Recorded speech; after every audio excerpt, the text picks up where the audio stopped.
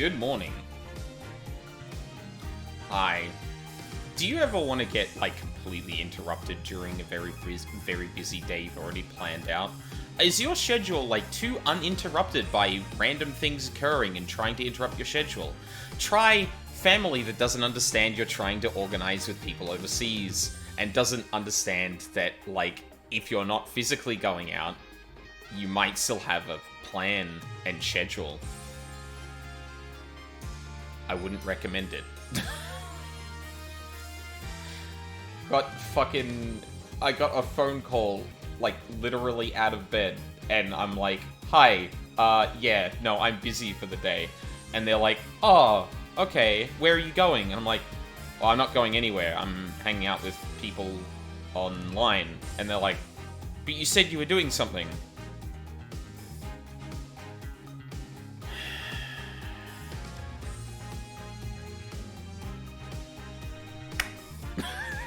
Just trying my patience. Love that. Good morning, Mina. Good morning, my friend. Are you ready to take down a bastard? I'm so fucking ready. Hell yeah. I'm not gonna lie, Kristoph has been on my mind the entire week. Excellent. Motherfucker is looming over the narrative, and I'm like, what is your deal? I need to know. Yeah, let's just get straight into it, because we're already a little late. Well, I'm already a little late, excuse me. For reasons I already mentioned. Yeah. Hold on. Is that the... Yeah, that's the only save from the 15th, yeah. What's this guy's deal? Yeah, I don't know. Jilted lover? More? Who knows?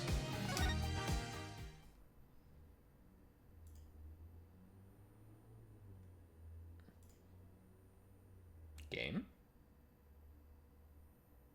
Oh. The Mason system takes time to boot up. Yeah, what's up though, Kristoph? Okay, so last time we were here, I think we just dipped into... Hey, oh, look, it's Valent again. Yeah. Cool. What's up with you? Very good, Vulpix, thank you. Yaro ass, motherfucker. Which is funny considering our earlier conversation. Because, yeah, compared to the Digimon card game, it sounds like the Yu-Gi-Oh card game's just, like, balanced and/or thought about on a whim. Granted, I don't understand how that game even functions at this point. The biggest issue is in Yu-Gi-Oh! A lot of shit is balanced for lore. Like, there was a series of the anime called Yu-Gi-Oh! Vrains, and the main character's boss monster was called Firewall Dragon. That thing was obscenely broken. It had multiple, like, first turn kill loops it could do. It was super powerful in combination with a bunch of other monsters. Okay. It was ruining the balance of the game, but it was the main character's monster, so they couldn't ban it. Oh my god. So they let it rock for like 3 years, and then after the season it ended quietly errated it so that they could still use it in promotional material, but it's not broken anymore. Yeah, that's crazy compared to what you were telling me about, like, oh yeah, the Digimon card game managed to, like, balance and/or ban a card within the time between Japanese and English release. It's crazy. Come on, you wouldn't. Yeah, like. It's like making Pikachu have like an extra effect that just like breaks the game, and they're like, well, but we can't ban Pikachu. It's like, well, change how the card functions.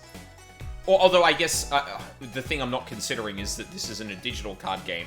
Like, once the card is released, that's what the card text says.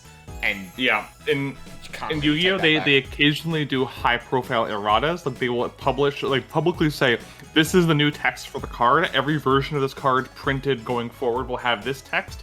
If you have the old card, you have to play it as if it has this new text. Oh, in that sense, I actually like I don't envy people who have to kind of like balance for a physical collectible card game, because like yeah, once that card leaves the building, it's so hard to actually take that back. Yeah, it's funny because the Pokemon card game's approach to balance is, oh, did we release a broken card? Sorry, just gotta let it rock until it gets rotated out of legality. Oh my god. Oh, there have been multiple formats that I've observed of the Pokemon card game where like no one likes it, everyone's miserable. There is no fucking ban system in play for this game, so you just gotta wait until the card is no longer legal 2 years from now if you don't want to see it again. Oh, 2 years is too long. Holy shit. But like the thing is, in Pokemon, it's mostly synergies that are broken, not single cards. Like, oh, this card is crazy good if you use it with this card, and because the set list is constantly being rotated, the odds are it's very unlikely that 2 busted cards will be introduced at the same time. So if a busted card comes out, you just gotta wait until the card that makes it busted, that enables it, is out of rotation. Yeah. Like, that reminds me a little bit of, like, Hearthstone, I think, which, digital card game, they have the power to just, change things if they want. Also, hi, Charles. Oh, Charles. But, yeah, they have a rotation period as well, and you go into Wild, which is just every card in the game, and that, like, there's some crazy fucking combos there. But, when, like, they usually release a set of cards, and then, those cards have certain power levels, and then certain number of, like, iterations down, they might be like, okay, listen, this card is going to be out of rotation next thing. Maybe we can sneak in a card that makes that a little powerful and just, like, be okay with that being dominant for, like, one release window, and then the next release window it's just out and that's no longer a problem. But it leads to this weird thing where, like, the power a card has is, like, hampered until basically the time it's almost going to go out, and then it can spawn an archetype which immediately gets neutered because the thing moves out of rotation. It's really frustrating. Yeah, that's funny. It's like let him have a little bit of fun on his way out the door. Yeah, but it's a archetype defining thing for exactly one release window, and then it gets thrown out. So like the former card isn't as powerful because it doesn't enable anything, and the latter card is just out and you can't play it anymore. It's like, cool. I had a good window where this card was actually useful.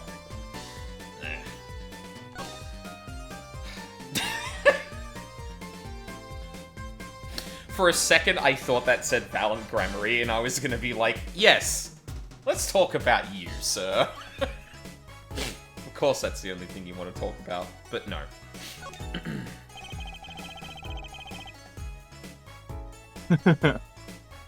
I have walked a difficult road these past 7 years. Because you couldn't perform Magnifi's repertoire? Such a fucking hack. He can't even think of his own magic. Yeah, that's incredible. He's just timer scamming until he can steal his master's tricks. Like, even during shows, he's just like, oh, how long is it? Oh, yes, a year or so before I can get this. a year more? Oh, you're killing me, Grammar.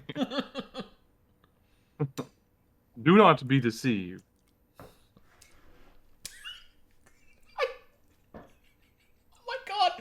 You know that meme of the crow that's telling a joke on stage and someone yells, yeah, get new jokes, and he looks down and it's just the same thing? I'm imagining Valent, like, doing a trick, and it's like, get new tricks, and he looks down and it's like a timer until the 7 years have passed. It just says hidden tunnel over and over again. Yeah. Valent's skill is the real deal. I do not require my mentor's hand-me-downs. Uh-huh. It sure would help, though. No, it was my partner who slowed me on my way. This is Zach Grammary. His rather well-performed disappearing act 7 years ago was the end. Or so I thought. Zach Grammary murdered our mentor and fled to his. Oh. Zach Grammary murdered our mentor and fled to escape punishment for his crime. You said something to that effect 7 years ago, didn't you? I love it when characters do impressions of impressions of each other. It's great. Yeah, same. I remember it as if it were only yesterday. Yet, that was not the way of it in the end. For while he vanished, the suspicions upon my own person never did. His partner Zack vanished to protect him. That's what those thieving magpies of a press said. All because I looked super shady. That's also a weird angle. Admittedly, that is a weird angle for them to take. Of like, a man can't perjure himself in court without being called a murderer. Well, yeah. I like. On one hand, I don't believe that would have been the story in terms of like, well, no, the more obvious thing is Zack ran because he was going to be made a murderer. But it's interesting to think that like some people actually thought about it for 2 more seconds and went, no, hold on, that case was not going in Valent's favor before Zack disappeared. So like, yeah. Especially because like the bit about like the forged evidence was behind closed doors. So it just, like, the court case is going bad for Valen, and then missing real, and then the judge is just like, well, I have to consider Zack as, guilty. So, like, from an outside perspective, it's like, okay, that bit's weird, but, like, then Zack vanished. This is like an exam. If you cheat, you get an automatic 0. 0 being guilty. Yeah, real. I'm sorry, Mr. Wright, but you tried to cheat. 0. Give me your badge.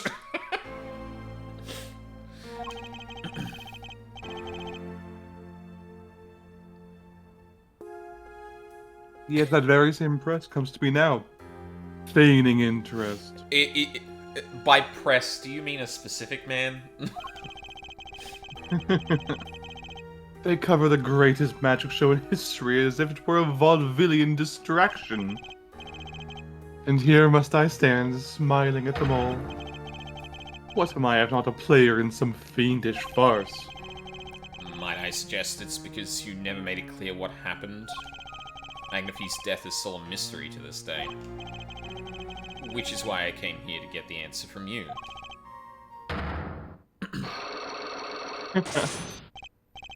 No way, bro. Oh, just 2. Shame. 2 what? Never mind. Another streamer I watched play Ace Attorney did a thing where whenever a flashback happened, the characters in the flashback were voiced by the character that had prompted the flashback, and it was like, oh, that's cool. That's cool. Like, they're recounting what happened rather than, like, it being a literal replay of what happened. That's neat. It gives a lot of opportunities for that kind of thing too, which, yeah, like me and Mina already said, we're kind of suckers for that. Yeah. I knew I'd be seeing these sooner or later. The audience has no business stepping upon the stage. They must be content to sit and stare at the spotlight. And that is why I will not be giving... I will not be, I will not be clearing my own name. Good day, sir. Yes. Can you tell us what really happened? No. Okay. I like a fuck you. Yeah, real. That sounds an awful lot like something I heard 7 years ago. It's like Phoenix having a flashback to Maya voices her as way more of a goober. Yeah. Alright. Magatama attack.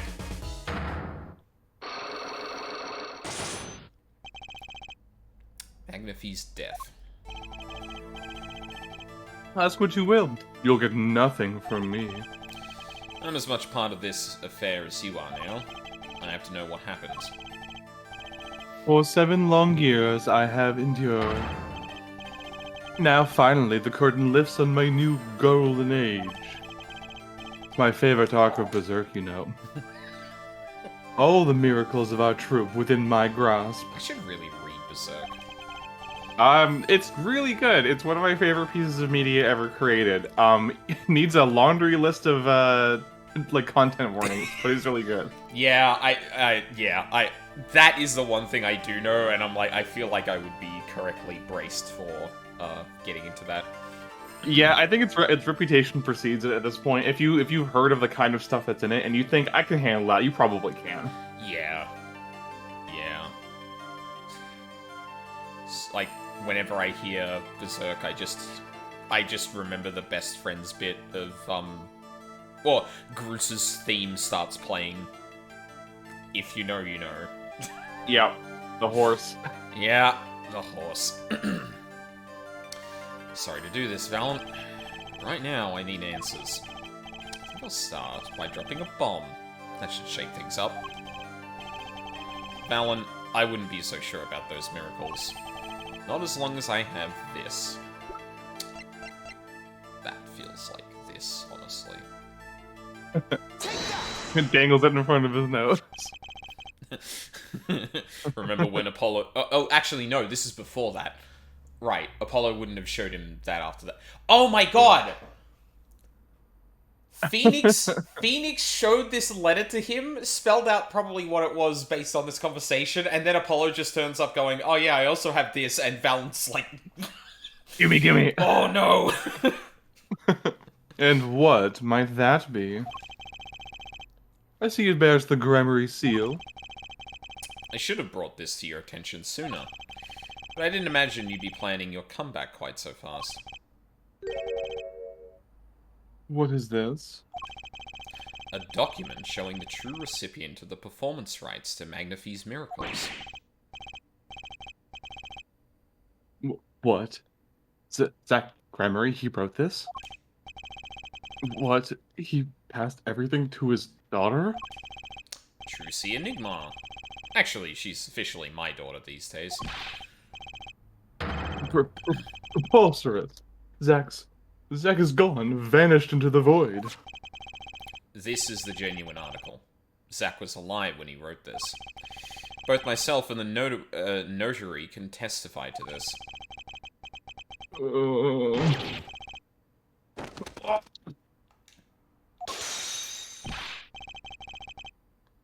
Why does fate toy with me so? Phoenix, when he has an opportunity to show vital evidence to someone who could easily take it. Yeah, really? Like, Phoenix, have you not watched Glass Onion? You can't just show someone an easily destroyable piece of evidence. Please. Nuts to glass onion. Do you remember Turnabout Goodbye? Oh, yeah. Where you waved the sole existing piece of decisive evidence in your opposition's face and they tased you for it. Yeah.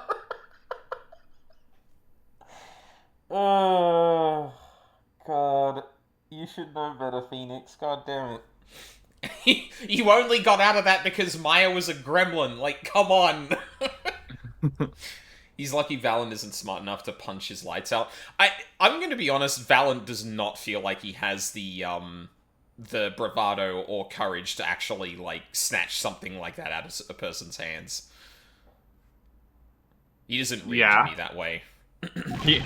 He would try to hit Phoenix with his little magician scepter, but he's not strong enough to actually do lasting damage, especially not against Mr. Phoenix. Fell from a bridge into a raging river and only came away with a cold, right? Yeah, Phoenix, I got ran over by a car and was walking the next day, right? Like... And yeah, no, you're totally right. Zach absolutely would. Yeah, Zach absolutely would beat someone up to take what he wants. Not only would he'd do it handily. Yeah, that dude's built like a tank. Yeah. Why must life be lived in thrall to the dead? Doesn't that happen in cases 2, 3, and 4 of the first game? With Vasquez and Von Karma. Also, hey, Vulpix, you're right. Vasquez is a white woman with the last name with the name Vasquez. And also, yeah, so there's case 4, which is Von Karma, where he gets tased.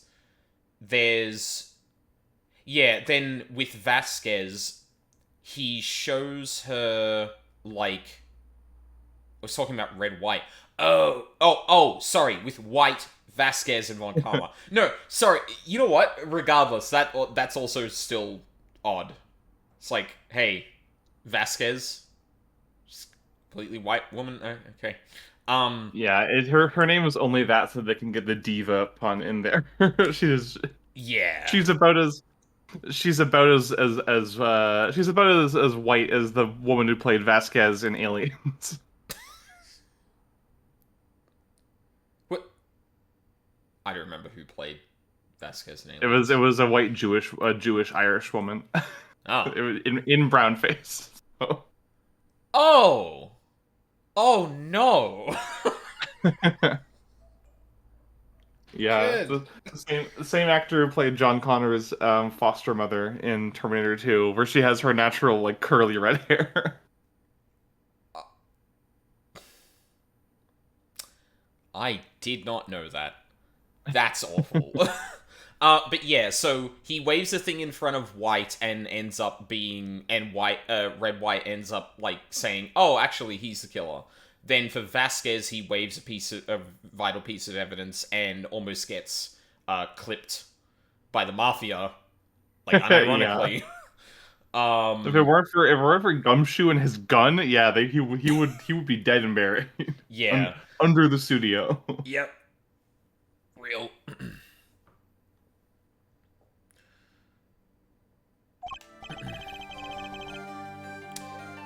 You're not the only one with that problem.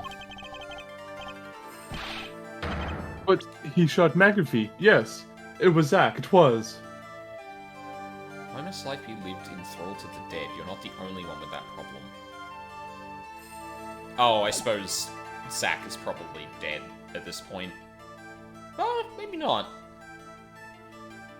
Yeah. I wonder who he's referring to there. Oh. Yeah.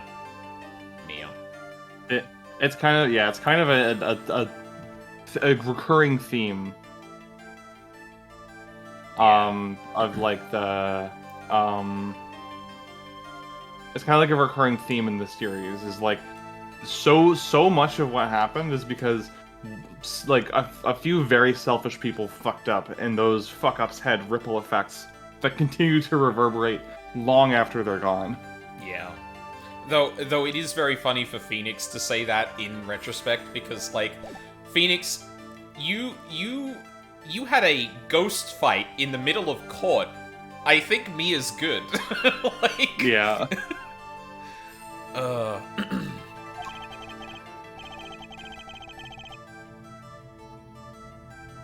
And then he left, and my career as a magician fell into darkness.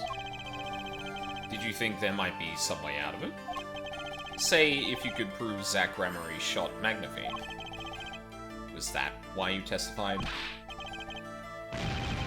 Yes, my way out. It should have been my way out. Well, might not be too late, Mr. Vallon. All you need is a way to prove your case. Who really killed Magnifique Ramery?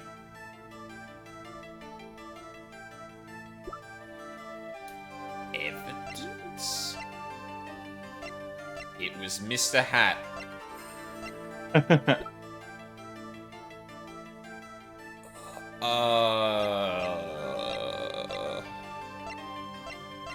I don't know if I can prove this yet. Because I want to say that it was him, but we're not looking at profiles right now, which means I need to show him some evidence. Yeah, I think you might need to do the Borscht Bowl Club first. Oh, fair. Don't know the specific origins of the name, but she could plausibly be white Spaniard or Portuguese with the name. Not that it's kind of weird. Or she married into it. That's possible too, I guess. Yeah. There's definitely some reasons that could be the case. Like, one of the few things I will credit my time on Tumblr to is the weird kind of shit that goes on with people of color who are white enough that they either pass and or aren't considered people of color by other people of color. That is definitely a thing. However, I will note that, like, this is the only woman I know in the series who has a name like that. So, like, is there a reason to make her white because of that? I don't know. Yeah, my supervisor at my old job was a white woman who had like an absurdly Indian last name because she married an Indian man. Oh wow. Yeah, so she probably got that a lot too. Yeah, like what? Yeah, why is your name that? And it's like, oh, for fuck's sake, 50th time I have to explain this shit. Okay.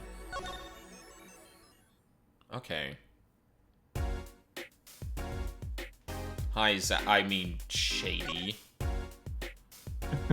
Grammary secret.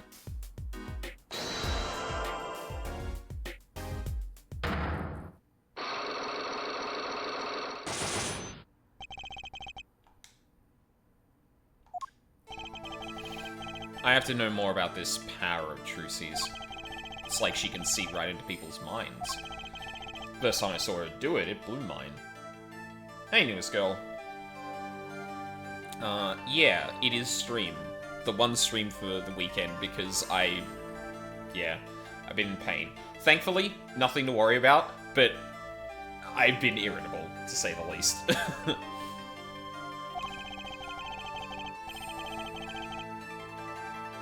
And after you were done having your mind blown, you took her to play cards with you. Gotta use the resources at hand, I always say. Yeah, I was busy raising that fucking child you abandoned. Yeah, neither of us had an income, Zach. The fuck? Okay. I lost my job because of you, and then I had another mouth to feed because of you. Excuse me for using the resources at my disposal. Yeah. Like, if there's one person in this series that I'm gonna turn a blind eye to making a child work, it's probably Phoenix in this scenario, because, like, he had no fucking options. Yet I myself have no such power. But Trucy does. Why is that? Maybe Trucy got her power from her mother? Thalissa Grammary? I will not speak of that. Thalissa is officially missing, correct? And I think I know why you don't want to talk about her. Look at this photograph. Is this photograph of your presumed dead wife making you laugh? Phoenix, that's fucked up. You left me with your daughter. Fuck you. See, I want to show, like, the... Oh, yeah. The gun. Bang, bang. Yeah. The three of you were a team once. Hello, Cookie. Oh, wow. Not the entire country... Not that the entire country doesn't already know this. At your peak, you were the biggest stars around. Yet, there's another story behind the frame. One that not many know. Thalissa lost her life during a rehearsal. To you and Valiant Grammary's bullets. It was an accident. It wasn't me. How could I shoot my dear Thalassa? I'm sure Valiant would say the same thing. Why, it's just like another murder, I might mention. Damn you. Arise. I loved Thalas's eyes. I think they could read my mind. It's frightening. Yet there was a warmth in them that felt like an embrace. She is dead, and Magafie Gramarye has joined her. So the only one with her power left now is Trucy? Mr. Zack? I do not know. I don't need any power to see through that one, buddy. So, there's someone else. Someone other than Trucy. Someone who inherited Thalas's power. Ha! Ha! How would I know?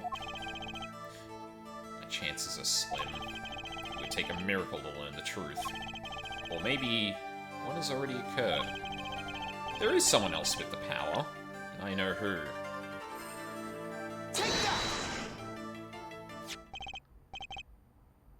This boy?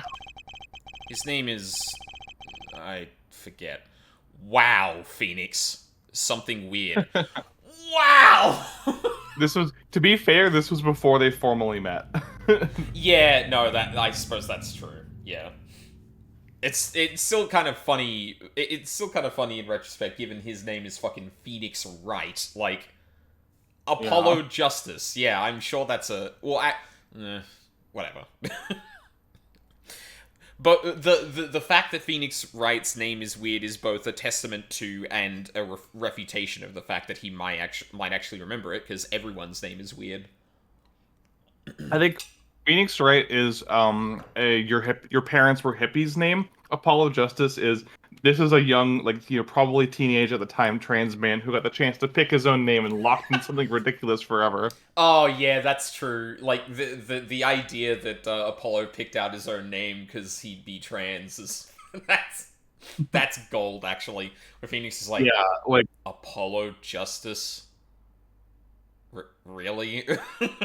like Wright is a totally normal last name. Phoenix is something that I can see, very, very hippie, beatnik parents naming their kid is like, oh, like it's symbolic. He's gonna rise from the ashes of the society and save us or whatever. Yep. Um, We didn't but just then want to call him Nick. I mean, that's boring. then on the other hand, I know 3 different trans men who chose Apollo as their given names, and none of them were because of this series. Oh my god, that's incredible. Never mind, that's perfect.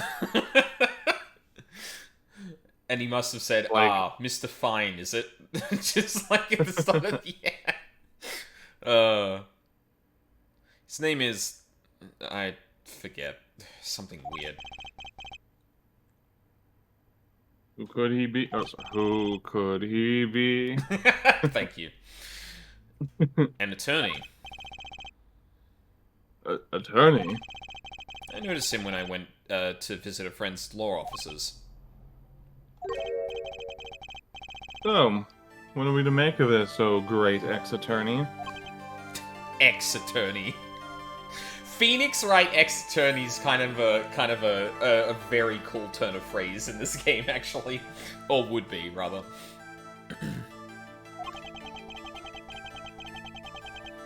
You can always show me pictures. You can show me pictures of strange boys all you like.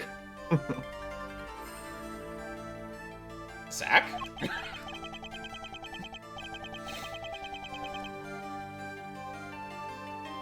But you could at least say something like, I'm this boy. I could use a little laugh.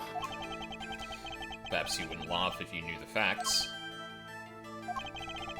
This might not be 100% proof, but it's close. There's a link between this boy and Thalassa. Actually, it's more of a ring. Ring? Perhaps this will refresh your memory. I just so happen to have evidence showing this missing link.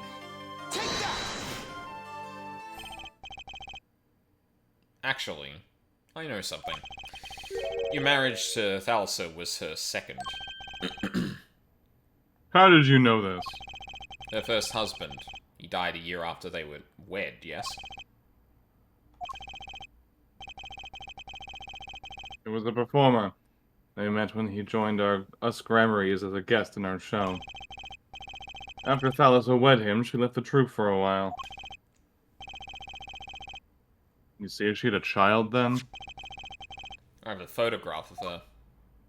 Oh, I have a photograph here.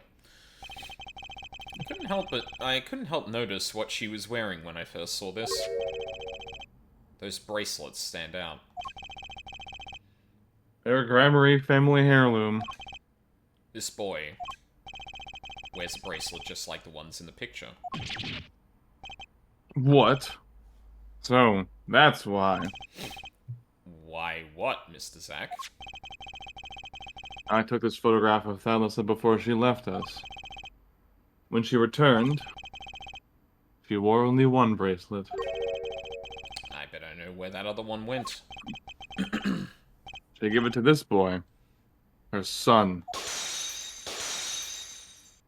Oh, yeah. 2-for-1 combo deal. Yep. It's like that one moment, when it was, like, almost freshly introduced and someone comes up with 5 locks and then you present one thing and they just all crumble. Yeah. Alright. Talk.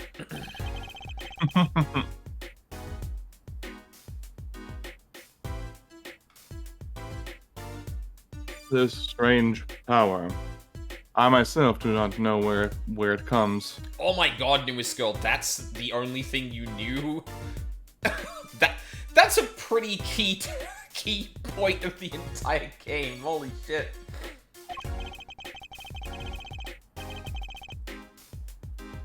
Yet, the fact is that it is passed down the Gramarye line. It runs in their veins. What is it? I asked her, Thalassa, once. This is what she told me. The power responds to tension in others. Tension? If she were to face a person and they became tense, even slightly, then she would know, no matter how hard they tried to hide it from her. So she could see it. Not quite. This is the strangest part of it all. I wouldn't realize that she was subconsciously detecting this tension without the use of a particular object, or in her case, objects. Objects? Wait, were they something she wore? Yes, her bracelets. Does Trucy have a bracelet that I've just never noticed?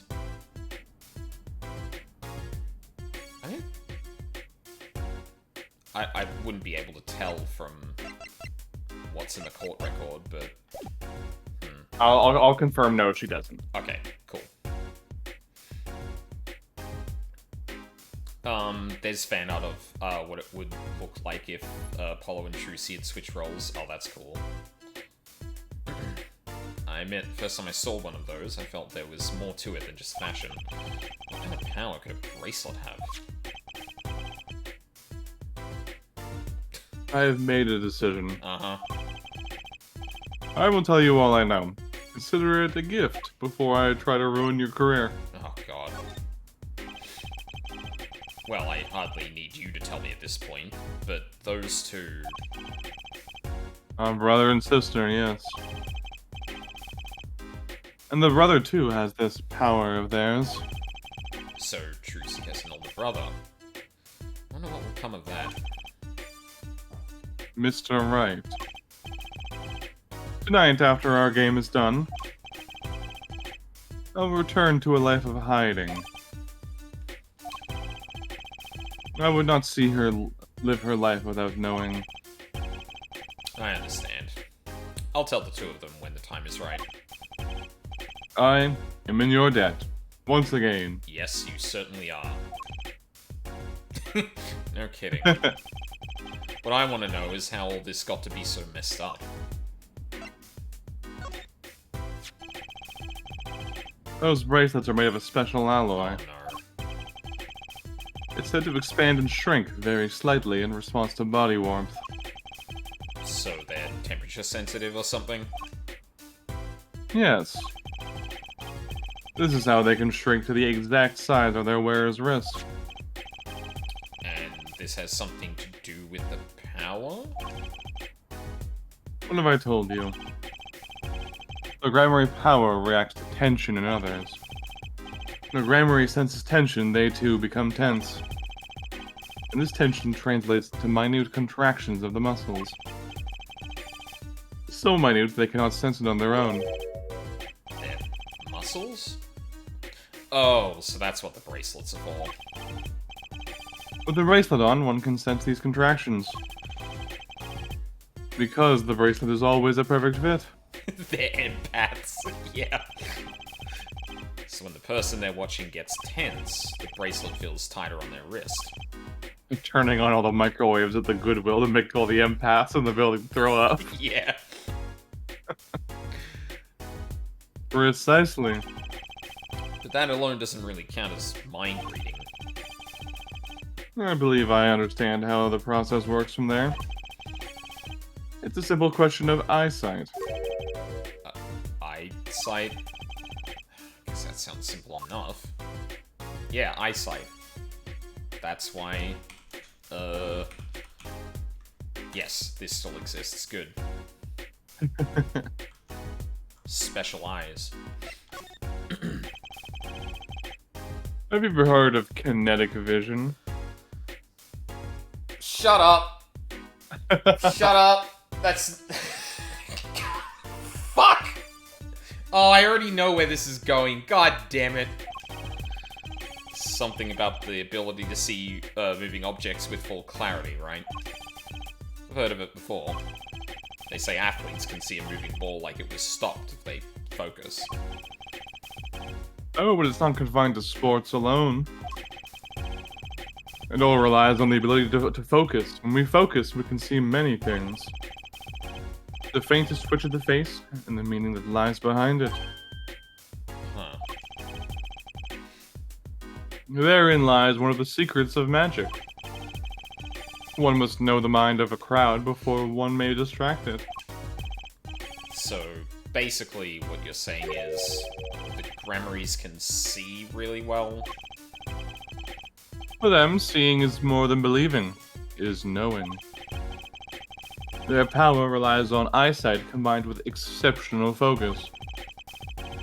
It's starting to come into focus for me, too. First, we need to talk about parallel universes. God damn it.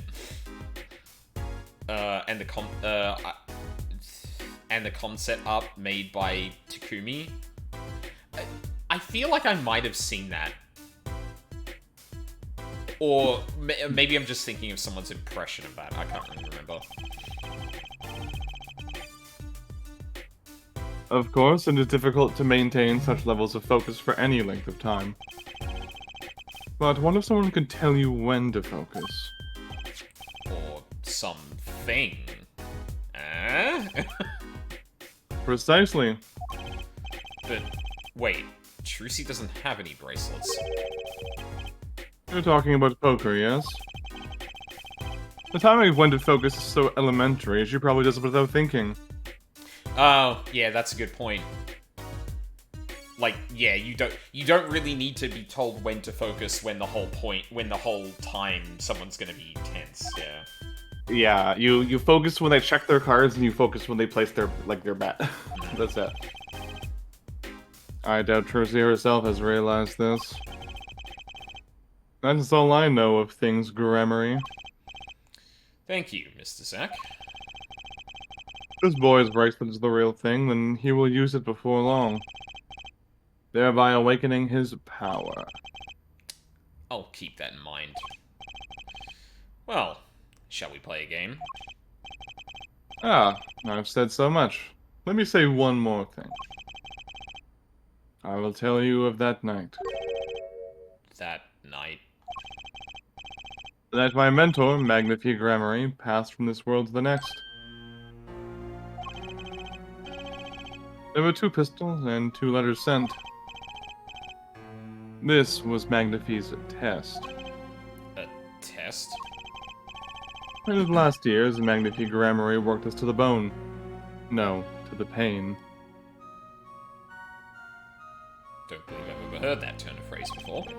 It's a Princess Bride reference, that's why. But that night I could not shoot him.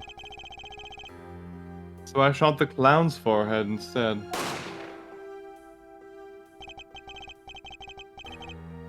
This, it seems, was the correct answer.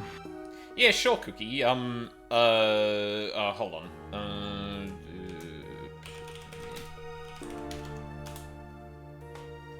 Go ahead. You're good.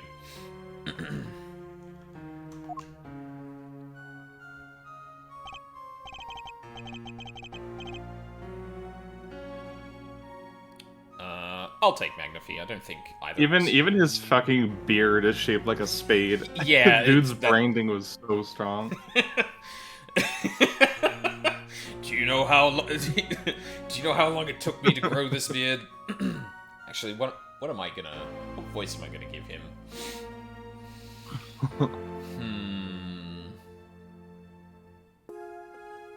Oh, actually, while I think about that, let me have a look at this.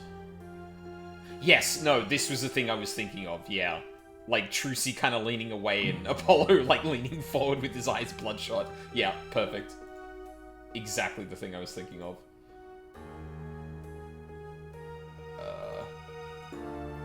Okay.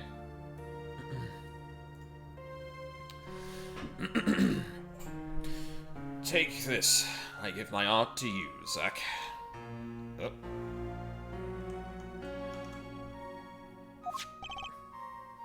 What?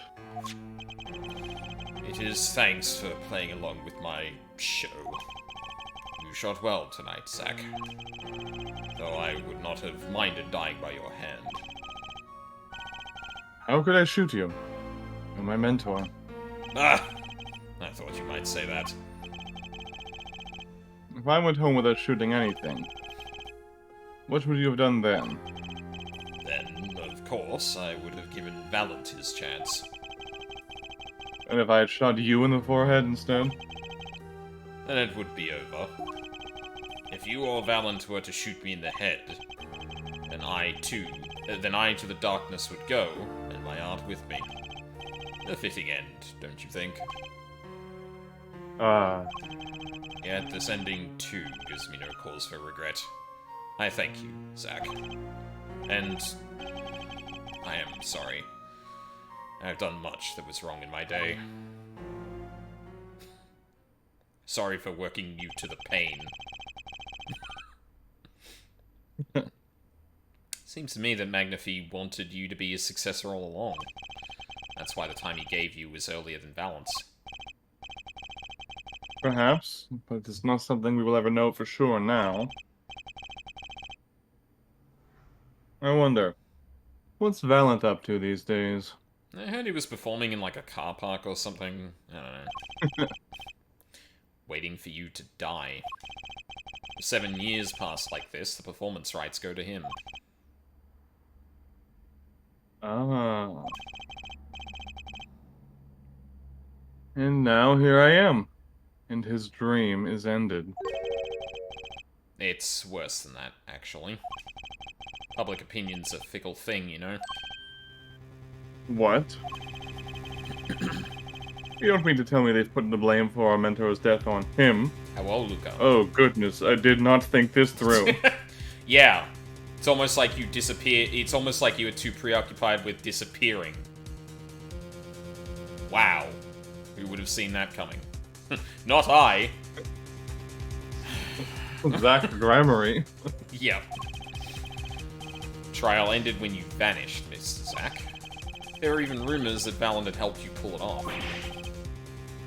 But that's madness. I got Trucy to help me do it.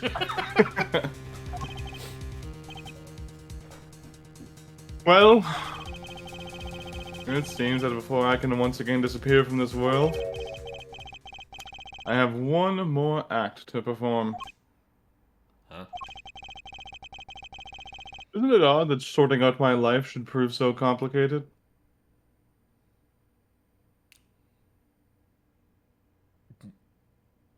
Zack, you publicly disappeared.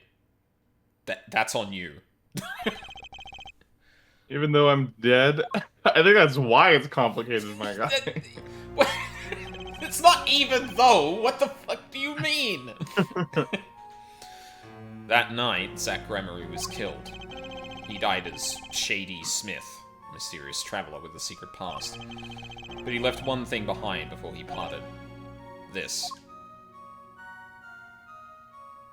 To whom it may concern, 7 years past, I, Zach Gremery, murdered my mentor,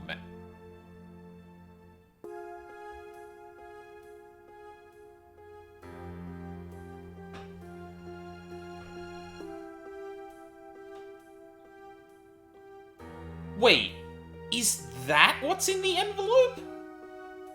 No, this is a different piece of evidence. Oh.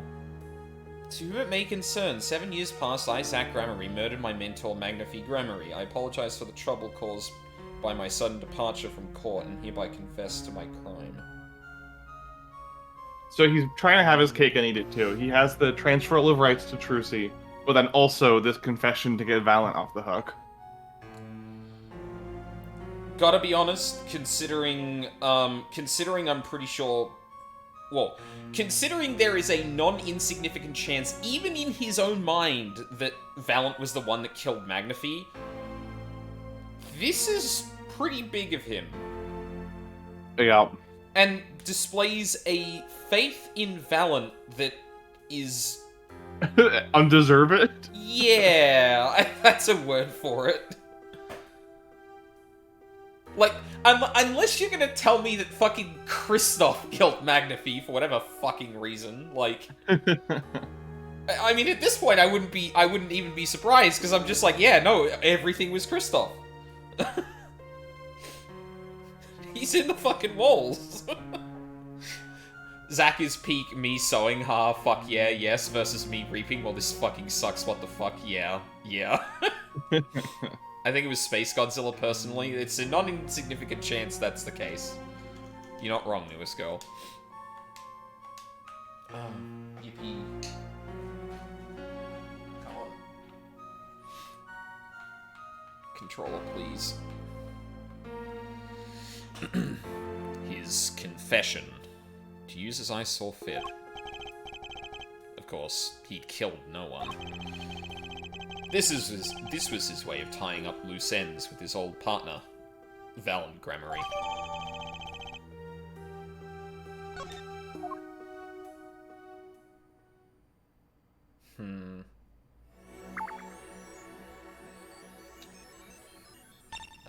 Which would mean that I have something up my sleeve for this, then.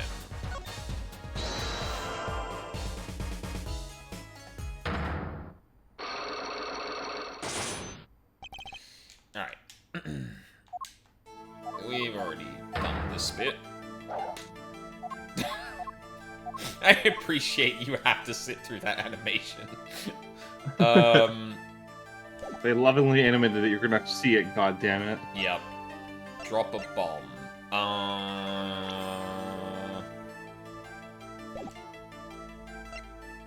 Oh shit, I forget which this was. It's the transfer of rights. Yes. Yes.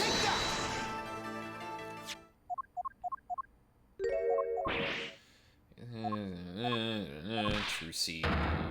Zach's dead. He didn't do a thing. Ugh.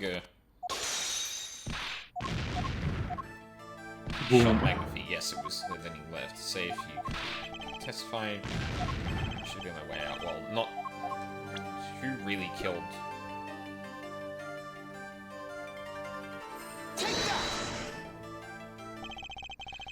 I believe I have the answer to your prayers right here.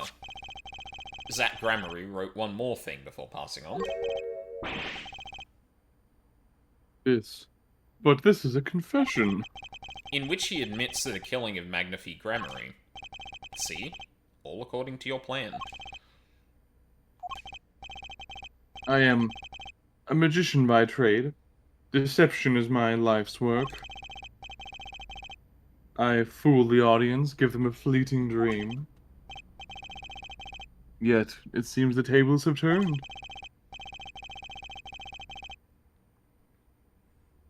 Oh, sorry, I had a big yawn. You're good. Now I am the audience believing the deceptions I have wrought upon myself. Zack wrote this right in front of me. After I explained your situation to him. Alaka's OMG. God.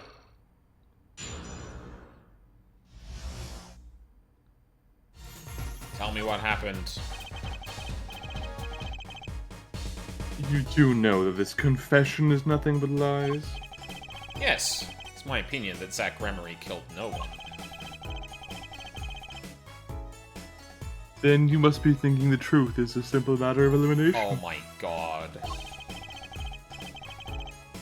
Who received instructions to kill, but if one is innocent, the one who remains is guilty.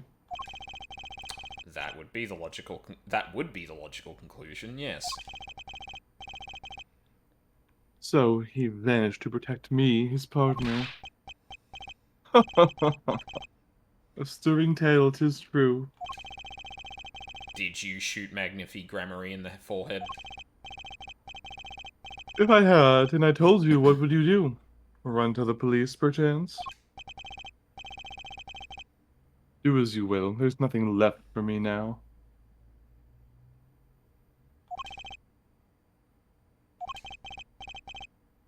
It is true, after all. I have little talent. I needed my mentor Magnifi's repertoire. It was as if a little demon grabbed hold of me. I knew it. So Valen Gremory did kill the great Magnifi.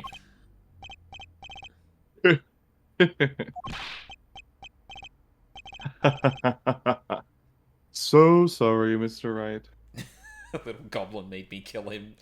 It was the Green Goblin mask. The shot clown was speaking to Valen, Yeah. like... Finish him. Finish him. Just like me. Just like me. He was like crawling towards it on his hands and knees. Yeah. Tell me what to do. Shoot him. Do it. But it was not I who shot my mentor.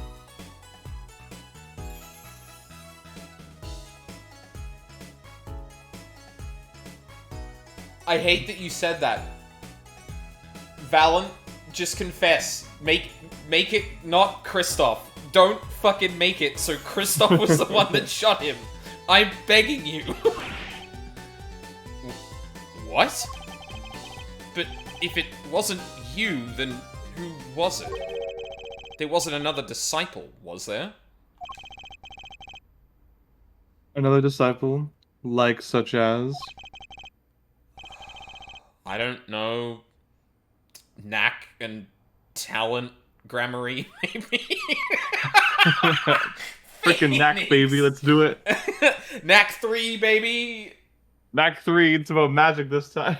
he's just standing there like, I don't know, Knack and talent Gremory. Your wild fancies couldn't be further from the truth. Only Zack and Valen received those threatening letters. Okay, Valen, you're saying you didn't shoot him, and yet you're giving me nothing. Like, this is crazy. He's like, oh, yes, it makes perfect sense that I was the one that shot him, but I didn't. Okay, explain. Well, we are the only two that actually received the thing. Yeah?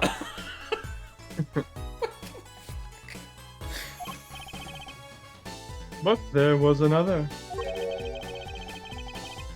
One more person could have fired that pistol that night. I don't suppose you figured it out by now? It wasn't Zack or Valen who shot Magnifi. It had to be the only other person at the scene. Which means... Wait. You don't mean... Yes, the great Magnifi Gremory himself.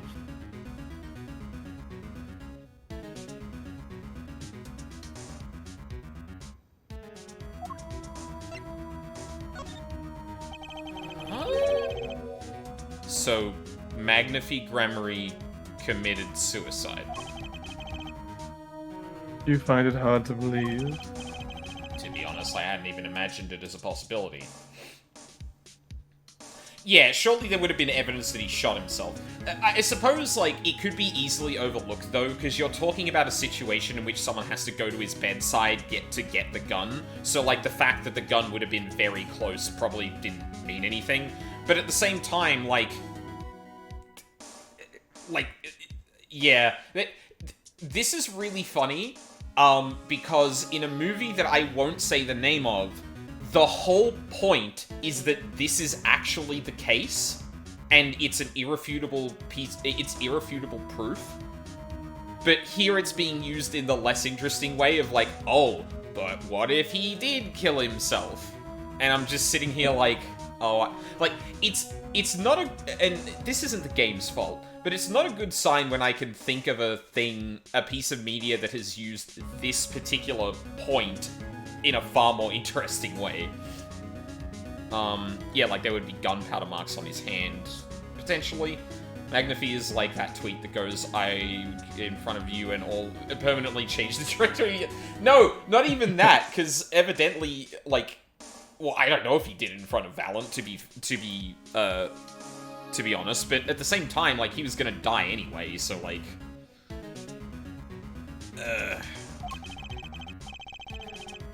I arrived that night. The old man was still alive.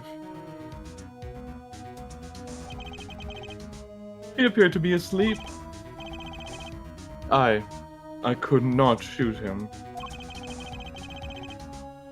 But when I turned and made to leave the room, the old man called out to me. So you spoke with Magnify Grammary? Yes, and this is why I knew what he had done. Magnify transferred the rights to his repertoire to my partner, Zach Grammary, not me. I see. Then I guess I owe you an apology. I always thought you were... said as bitterly as possible. Yeah, I always thought you were the one who did it. You owe me no apology. Huh? My crime was, in a way, more serious than that of murder. What? We did get confirmed proof that he tampered with the time of death, with the IV fluid. Yeah. But why... Oh, man. I will give it credit, this is making this particular thing that I thought we already had solved even more confusing. What? Your crime... Is Valent Grammary confessing something? Is Valent Grammary confessing something to me? It could be more serious than murder. Fess up. You see, I knew that the 2 letters had been sent. Yeah. There are no secrets between partners. It was easy to find out. That was when I understood Magnify's plan. He wanted to die by one of your hands. Little did I expect that it had anything to do with the rights to his repertoire. That was when I heard it. Little demon whispering inside my heart. I thought you said it was a gremlin before. The demon. Let me confess, I had intended to shoot Magnify. And I planned on framing my partner for the crime. Phoenix, you can't be surprised by that. What the fuck? Oh, no, wait. This is before. Right. Oh, this is weird. Because, like, we already know that he tampered with the crime scene at the very least, but this is being framed as Phoenix finding out, which is less... No, Phoenix pointed out in court that he fucked with the IV fluid. Yes, and, no, that was... Yeah, okay, sorry. That was in the initial hearing for this case. Yeah. 7 Right. years ago. Yeah. What? That night, I prepared something before going into Magnifie's hospital room. Which was... IV fluid, of course. I'd seen it on an earlier visit. If Zack did not shoot, I would do the deed. Then I would use the IV fluid liquid to place the murder on his hands. That was my plan. But you didn't shoot him. I could not. The demon in my heart fled when the moment came. But then Magnifie called me back. I am sorry, Valent. I'm giving my magic to Zack, not you. You still lack the draw he has. Please, help him if you can. There's not really a market for pretty boys these days. The rugged types are in. Yeah. Surely you understand. He's just got that, oh, the term left me. Fuck. Ruined the That joke. je ne Awesome. sais quoi. Yeah. Je ne sais quoi. I don't know what don't je ne know sais what. quoi means. Exactly. I left the room. And then I stopped. The shock of what I had just been told consumed me. Now, if you put on a skirt, then maybe... That is when I heard that fateful gunshot. Oh no. There's no fucking way. There's no way. I really don't think he killed himself. It doesn't really ring true. So, like, the only other possibility is that someone else shot him, which means it would have been someone we've already been introduced to. And at this point, I feel like it was probably Kristoph, but then that raises a question: what the fuck is he up to?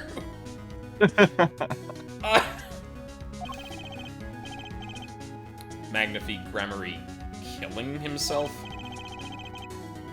Then the demon awoke anew within me. It turns out it was just taking a little nap. Zack killed him. He was the one. Frame him, and the magic will be yours. Fucking limbic system in Valent started talking. I altered the scene of his suicide. I took the pistol from his hand, wiped off the prints. Oh!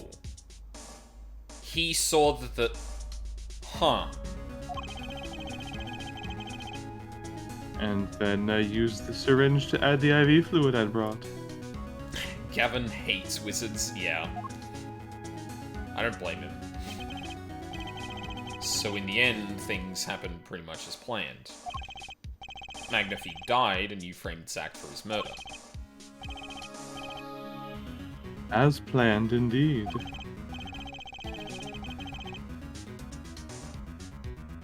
Of course, the outcome was somewhat different than I'd anticipated. Well, what do you think? Do you believe my story? Can it be believed, truly? That was 7 years ago. I don't know what to believe. But Yes. I'm glad I heard it from you, Mr. Valent. Thank you.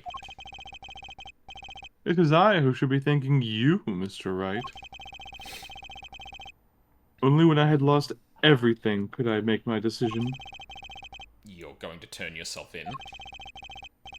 My partner may have vanished, but not so my guilt. And as my guilt stays, all else begins to leave me. My friends, my performance rights, my magic. I've had enough of vanishing acts. I understand. I thought my life was ruled by a dead man. But I find I was wrong.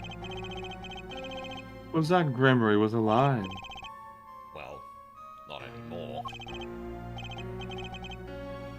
And now it occurs to me, what if he wasn't the only one who survived? What? What do you mean?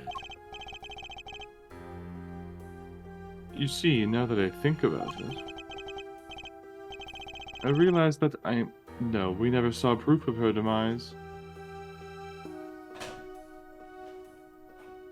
What do you mean? We never saw her body. You shot her! What? Her?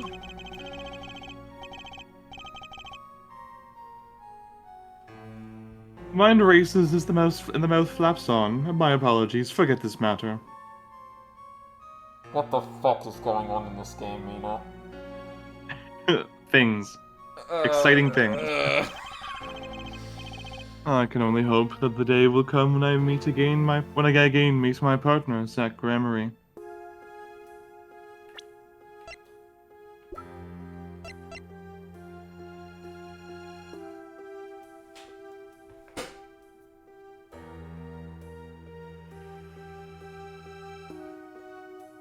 Oh my god. There's no you fucking thonking? way. There's no fucking way. Is she What are you Lamuwa? thonking? What are you thonking? I'm thonking Thalassa is Lamuwa. Lamuwa doesn't understand her past. Thalassa mysteriously disappears after being shot.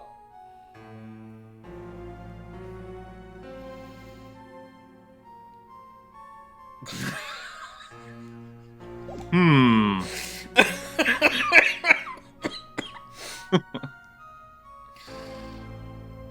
Sorry, did you say this line? I think I was too busy freaking out.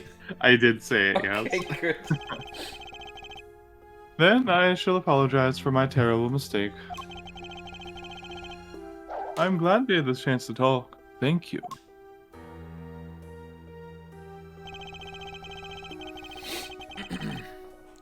Zach Gremory, Shady Smith. Whichever name you prefer, he's no longer with us. Truth revealed in that trial was only a sliver, and the impenetrable darkness that remained has taken another life. I knew what I'd have to do to push back the darkness for good, and it would involve paying that man a visit.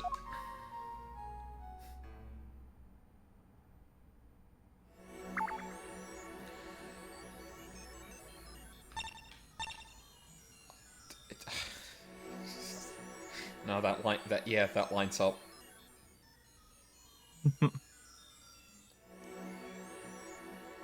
What are the fucking odds that...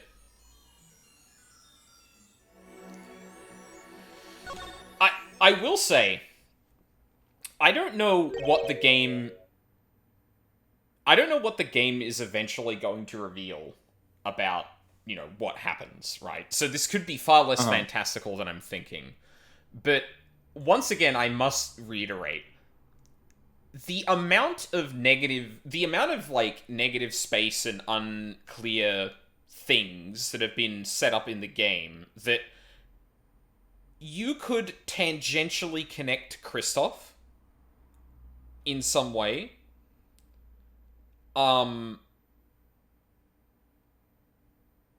Really, really builds him up to be an incredibly intimidating person within the game. Like, he was involved in the killing of Shady Smith, which to some degree must implicate him in what's happened with the Grammarys for a long time. And I don't understand the connection yet there, but the fact that he has... The idea that he has been doing some shit like this for, like, the last 7 years to try and keep things under wraps is a lot.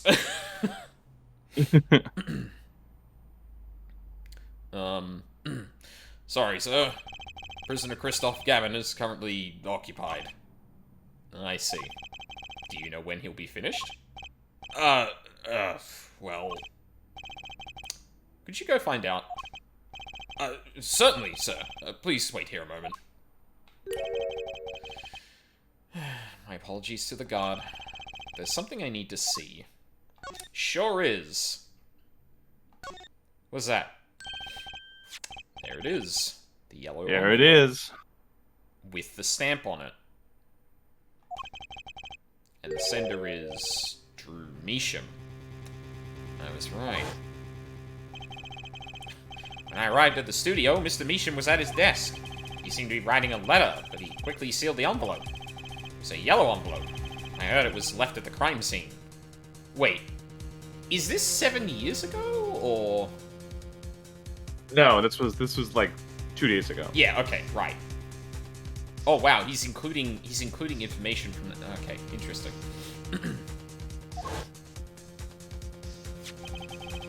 This is the last letter that Drew Measham wrote. Then there's something I need to do. Last thing I need to do, in fact. Here goes. Let's see if this atroquinine spray finds anything.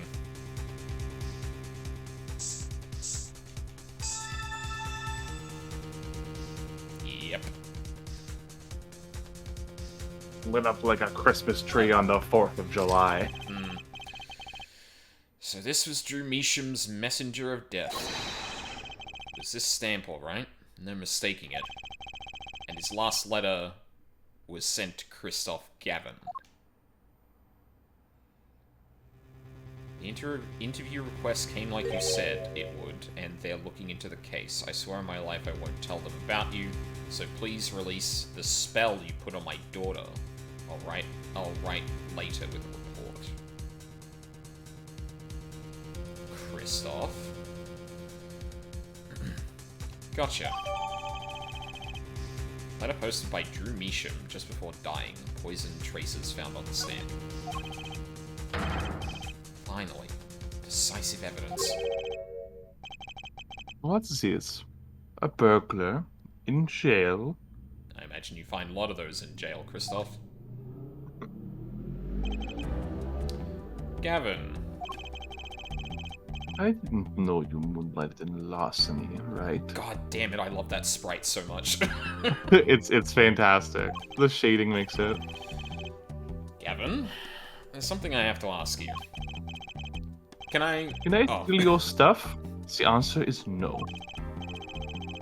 My apologies, but there's not much I care to discuss. Vera Measham hasn't received her verdict yet. You follow me, Gavin? There are no known survivors of atroquinine poisoning. But it never hurts to hope. Okay. I'll be leaving now, then. Right. Wait. Yeah, Gavin? Would you mind leaving this letter? It's private. Oh, sorry. Forgot I had it. Many thanks. Letter was removed from the court record. Oh. What? Huh? Oh my god! Shut the fuck! What do you mean? It's a flat pin! Oh my god! So A camera pin yeah. with which he's been illegally recording every conversation he's made. Oh, that's amazing. We've now seen all the clues in this case. Clues I gathered over 7 long years. Now it is time. Every story has an ending. We've come to the final chapter, the final trial. Find the truth. You're the only ones who can.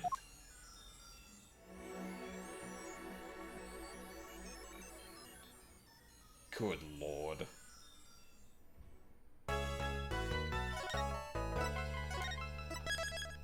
Uh,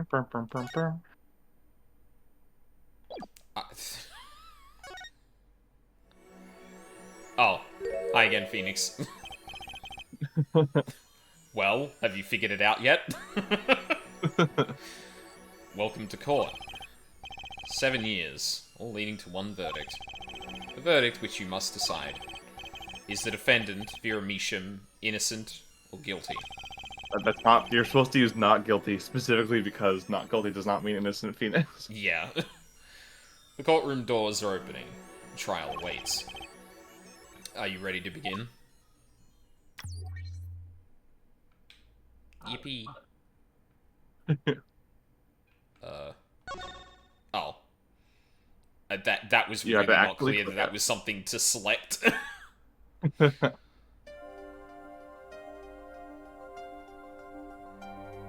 Something inside me, rising, surfacing.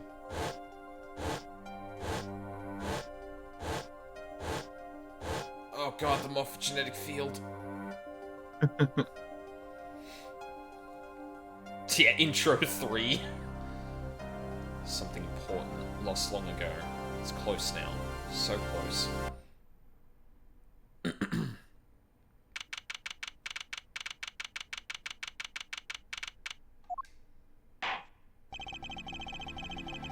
Court is now in session for the trial of Vera Misham. Alright, I think this is a good time for a break. How long is this trial? Not super long. Like, this is the end of the game, so there's like wrap-up stuff, but as far as I'm aware, it's shockingly brief. Okay. Like, you have all the evidence. Yeah, it's just working through all the logic, I guess. I guess I'm just worried about, like, how long this is going to carry on, considering we started late. I guess, like, I could try and, like, keep things brief in terms of my yapping, and we could probably get through it. I'd imagine we can probably push through, yeah. Okay, yeah, sure. I'll try and keep the yapping to a minimum until we get past everything then. But because at this point I think it's just like it's gonna be me going, fucking what do you mean over and over again, rather than like having to sit there and be like, okay, hold on, wait a second. But yeah, there's still things the game hasn't quite yapping zero. I can't guarantee that. There's still a couple of things the game has not quite said out loud yet, but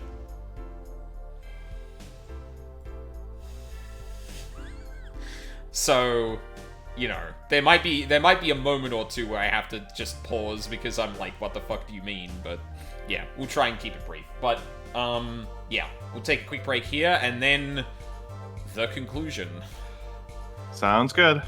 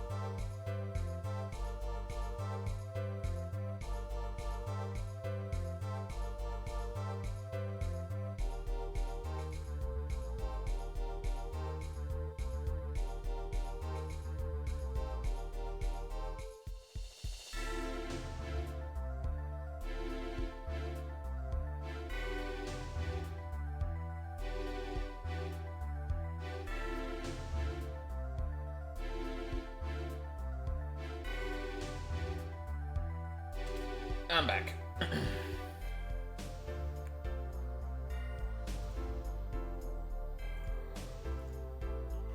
Oh.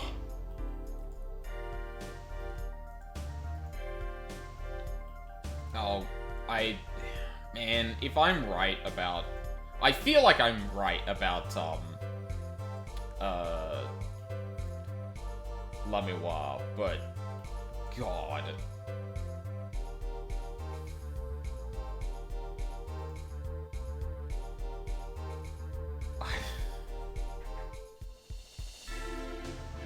Like, what are the chances that fucking, Apollo has to deal with a case with Lamiwa right before this?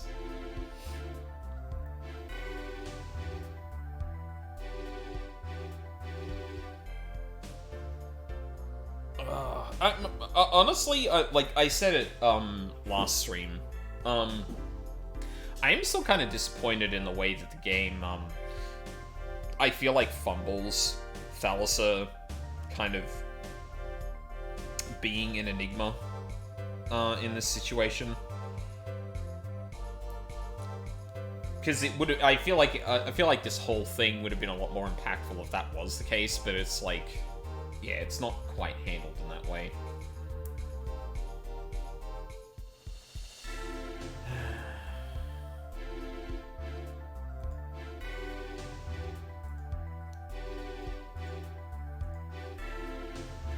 I'm really curious, like, why they did things they did actually do, but...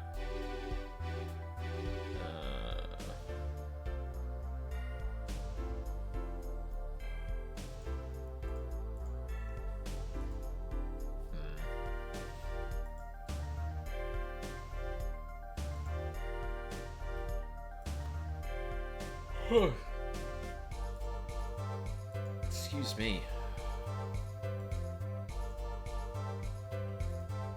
Apparently I also didn't... Hello, I'm back. Welcome back.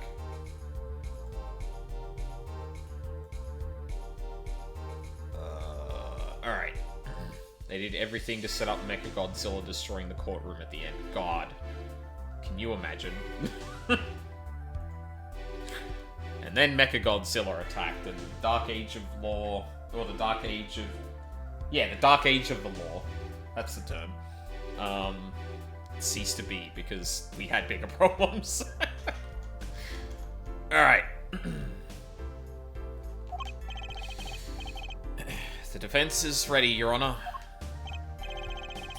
Prosecution's ready to rock.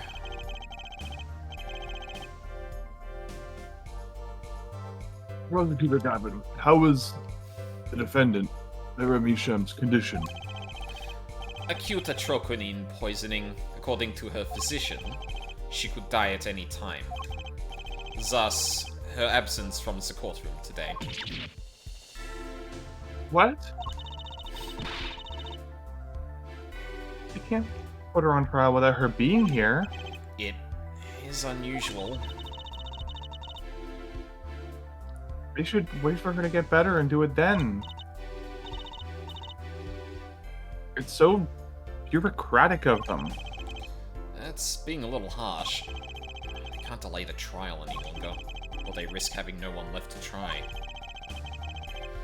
A trial without a verdict can only cause grief. The records of this case and experience tell us this.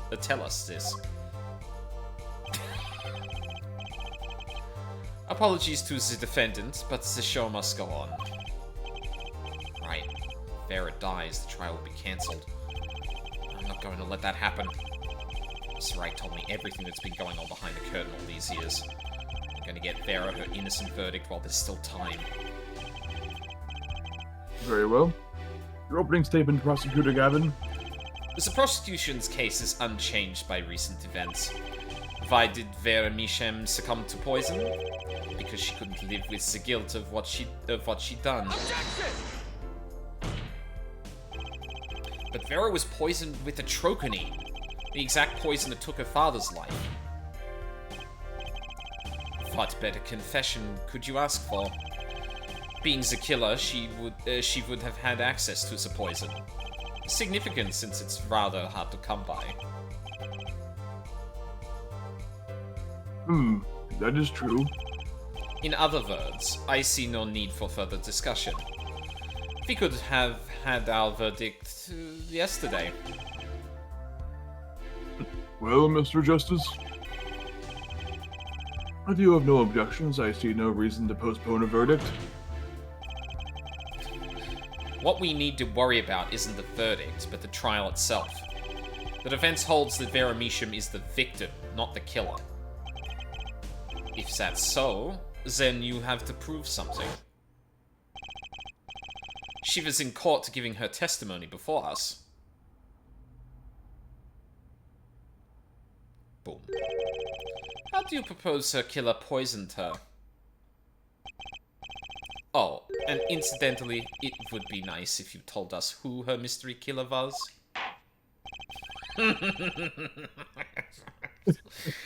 I can't wait for that. The prosecution's objection is sustained. I ask the defense to prove its claims to this court. Tell us how Vera Misham was poisoned. I've got two things to prove here. Who did it and how? Which to hit first? Not sure how. How did the killer poison Vera Misham? I will focus first on the method used. Any comments before we begin, Prosecutor Gavin? Not a bottle or container of the poison was found on the defendant's body. I see. So the vector of poisoning is unknown. Is the defense prepared to prove how the poison reached Vera Misham? Yes, Your Honor. Very well. What method was used to poison Vera Misham? What's that? What's this? My, what a beautiful bottle. I'd like to go over whoever designed that a hand.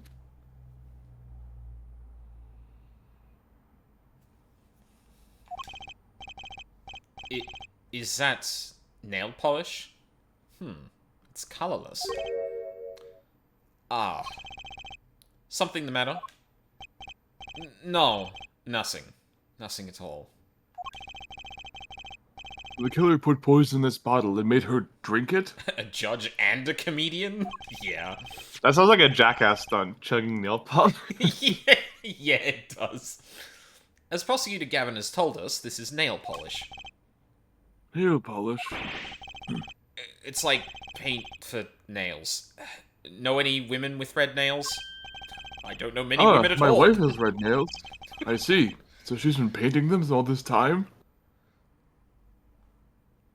Your Honor. Let's recall yesterday's trial. Remember when Vera was testifying to the court?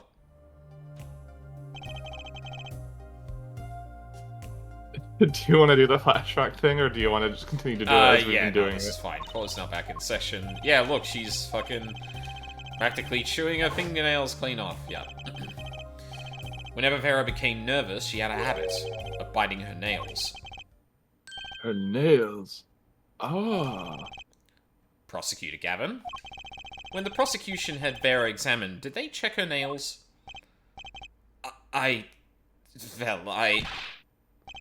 Bailiff, have them check the defendant's nails at once. Mr. Justice, Yes? do you know who did this? Do you know who put poison in that nail polish? Yes.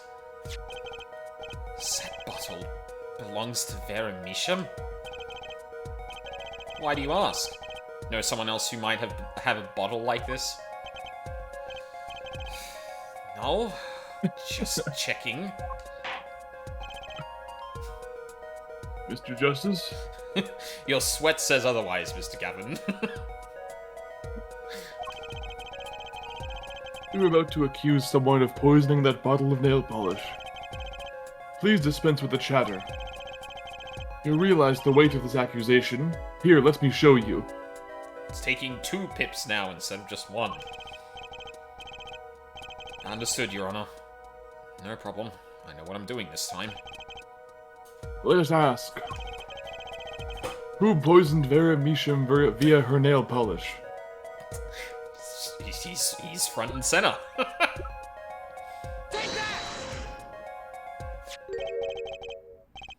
What's this? Kristoph Gavin? What's your game? My bro? There's no way he could do a thing like that. Oh. Oh, Clavier. Oh, you sweet summer child. You should know that better than anyone else. Indeed. He is behind bars. I know. However, that doesn't mean it was impossible to do what he did. What? Ask yourselves when he put the poison in the bottle. It could have been yesterday, it could have been a month ago. Maybe it was a year ago? Or perhaps it was 7 years ago. But Kristoph Gavin had no motive for killing this poor girl. It's simply inconceivable. Prosecutor Gavin doesn't seem to think so. That face tells me one thing.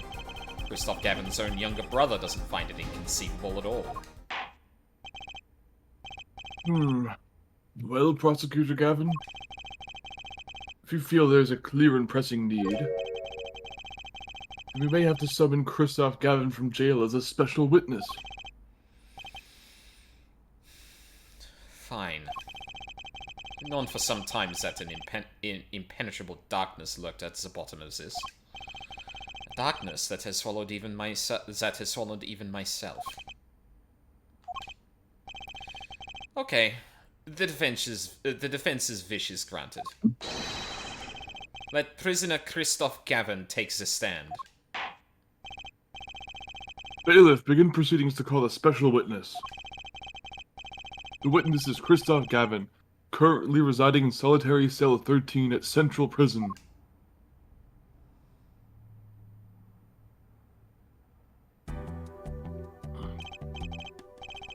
Ah, Your Honor. How nice to see you again. It's been quite a while, hasn't it? To what do I owe the pleasure of your company? It's not every day I'm summoned from my solitary cell. In fact, it's never. I think you already know, Mr. Kristoph Gavin. Ah, Mr. Justice. I hear you've been doing quite well for yourself. Why do I feel like somehow he's still my boss? If ever look Apollo, you can do it. Does this bottle look familiar? Ariadne nail polish. Why, yes, I used it myself. As did the late defendant, I hear. She's not dead yet. And was there something concerning this bottle you wish to ask me about? I admit I respect her for her taste in nail polish. Her taste, indeed. Oh, wow, I didn't even catch that. Jesus Christ. This nail polish was how Vera Measham was poisoned. Atroquinine, was it? You're well informed about the case, Mr. Gavin. Even in solitary, much comes to my desk. And I have nothing to do but read. I only had about 30 books in there. I got through them in, like, I don't know, a week or two. Well, Clavier? Maybe you can explain this.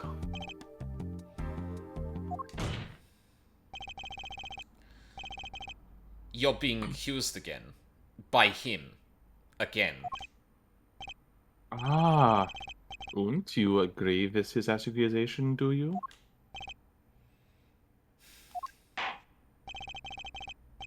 Let's hold a proper trial, shall we? No sibling drama in the court. As juicy as this is, I think we do need to adhere to the structure of court right now.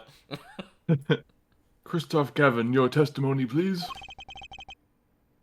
I'd be delighted. The charges against you are quite severe, Mr. Gavin. You are suspected of the poisoning of the defendant, Vera Measham. please testify on this matter to the court. No sibling drama, no divorce drama, and especially no wizards. Glad they're all dying out. Wait. Regretfully, the court needs to move beyond this tea. Yeah. Owning the same nail polish does not a murderer make. I have been in solitary confinement for half a year. How could I poison her? Her father died of the same poison, the meaning of which should be clear. The prosecution's case holds she poisoned her father, then attempted to poison herself. Surely you aren't going to suggest I was responsible for poisoning her father too?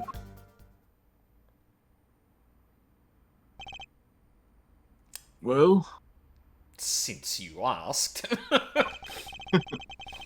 I'm afraid the defense's claim is sounding rather unlikely. Naturally. For one, I don't even know the Mishams. Isn't that so, Mr. Justice? Very well, Mr. Justice, begin your cross-examination. I'm accusing Kristoph Gavin, my ex-boss. Sorry, were you going to say something? No, I just love how he's so focused, didn't even quip about it. Like, Yeah. But I know he poisoned the Mishams. The question is, when could he have done it? Not to mention, why.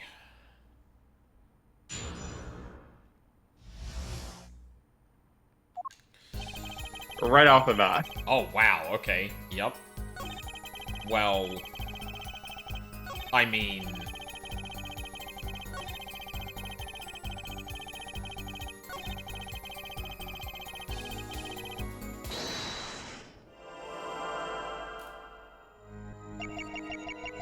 Oh, I love that. Oh my You can see through the god! glasses. That's so good!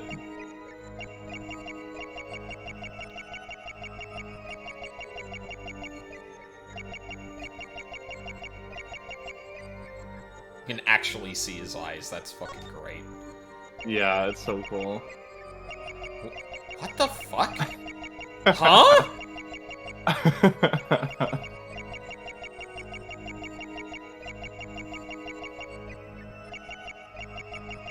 Oh. There. What is that? That also looks like a fucking skull. Jesus Christ. The devil. The... Shut up! No!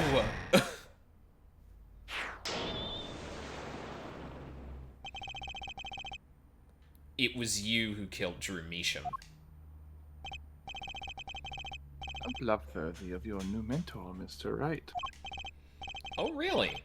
But you see, I saw it. Right when you said her father too. Your hand tensed, unnaturally. And a little devil appeared to... Oh my god! What the fuck? Wait! Is that why fucking... No, oh my god. Valent was talking about a devil too. Oh, there's no way. There's no way that's unintentional. What the fuck? Age of the Little Devil. And the little devil appeared to give me the news. And let's assume, for the sake of arguments, that you saw me being tense. What does that mean? Are all 10 witnesses guilty?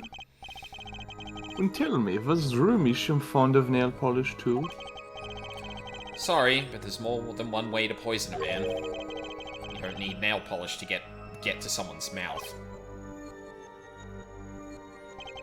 Ah, Mr. Wright told me the same thing many years ago. Then I must be very talented indeed. You see, Drew Measham was killed on October 6th. While I was already in my solitary confinement cell at Central Prison, celebrating the great tradition of Oktoberfest. It's a lot more If boring. that's- It's a lot more boring without the beer, let me tell you. Is that's not an alibi, and I don't know what is. But you found a way, all the same. And I found it too. Is that the first time we've seen him make that face? Yeah, you're gonna see a few new sprites in this stretch. Good. This is how you poison Mr. Measham. Yeah, that's... I don't think there's another... Oh, I guess... I think the stamp specifically is what they're looking for. Yeah, probably. I'm sure this commemorative stamp requires no introduction. The night Mr. Measham died, he was seen writing a letter. A troquinine was found on this stamp, Mr. Gavin. So, am I to understand this stamp was a murder weapon? Yes, you are. Oh, and yes. This stamp was found in your prison cell.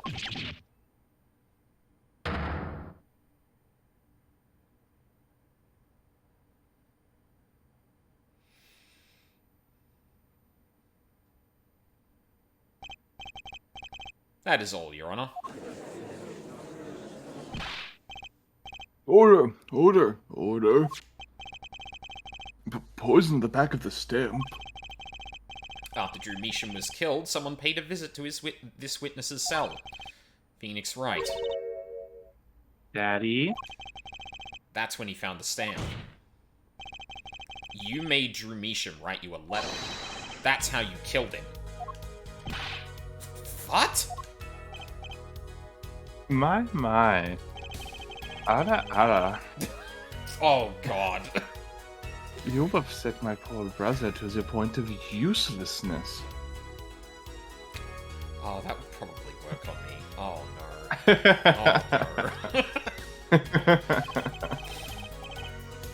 Allow me to clarify this matter, Justice. All you need is to recall witness Spark Brush's testimony. No, he was useless already. Hey, that...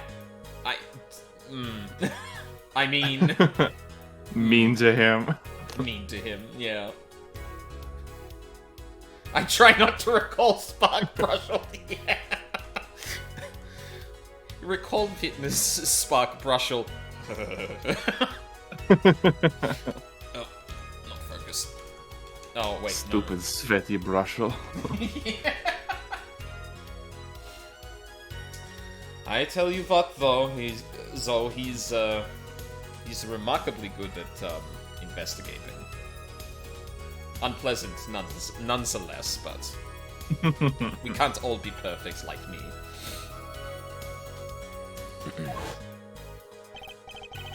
Well, that's the thing, see? After he put his letter in that envelope, Mr. Measham sat there searching his desk drawer for something. His desk drawer? Yes, a stamp. A so-called postage stamp. End quote. He was looking for a stamp. Ergo, he had no intention of using this stamp. What are you getting at? What I'm arriving at is that this commemorative stamp was in a frame. It was mere coincidence that he used it that night. Yeah, Vulpix, that's entirely fair, because ultimately Spark Brushel is kinda gross. Just aesthetically, but from like an aesthetic standpoint. But he's ultimately like, no, he's a really good reporter and that's about it. The whole joke is that he's just a little twitchy and Off-putting. off-putting, yeah. Whereas, like, yeah, Clavier's kind of a piece of shit. So, like, yeah, no, I get you. That would seem to be the case. Or perhaps you mean to suggest that I can somehow manipulate coincidence?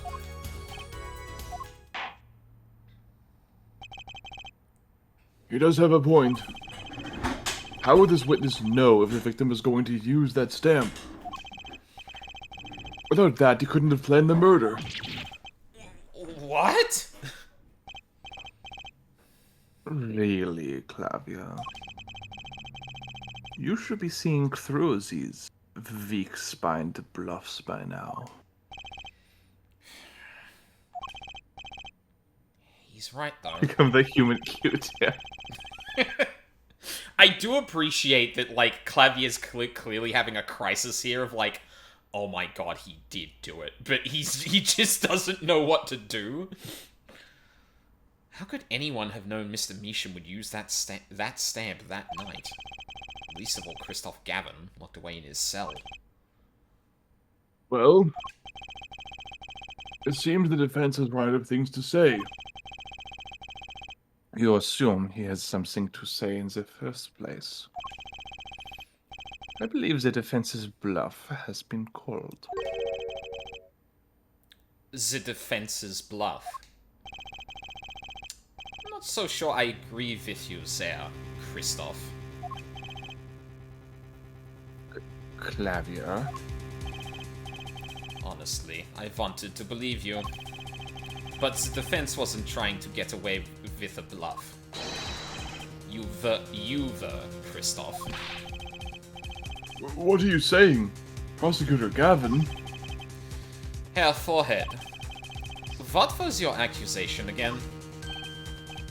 Oh, it was that this poison stamp killed Drew Measham, yeah? To which my brother responded thusly. There was no way to know when Measham would use the stamp. Yes, that's right. Which is why it couldn't have been planned. Tell me, it needs to be planned. Why? Why couldn't it have been a coincidence? The defense's case is simply that Drew Measham died by that stamp. That's all. Coincidence? Kristoph, you tried to slip out from under his accusation by changing the subject. If that's not bluffing, what is it? What are you up to, Clavier? I could ask you the same question, Kristoph.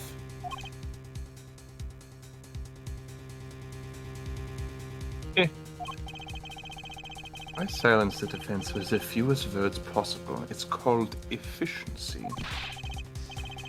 And thank you very much, Cookie. I think he's like my favorite character to voice in this game. It's so much fun. Yeah. But, Mr. Gavin, that's impermissible testimony. Very well. I shall take his claim head-on then. Justice. What? You accuse me of Drew Measham's murder, yes? Then, allow me to ask you. What possible reason could I have to kill a painter? Apollo, motive. He's talking about a motive. Haughty twink got me acting unwise. True! Indeed. It's hard to see how an attorney could come to want to kill a painter. Now, here's something. Why didn't he bring up the motive from the very beginning? Unless he was afraid it was a battle he might lose.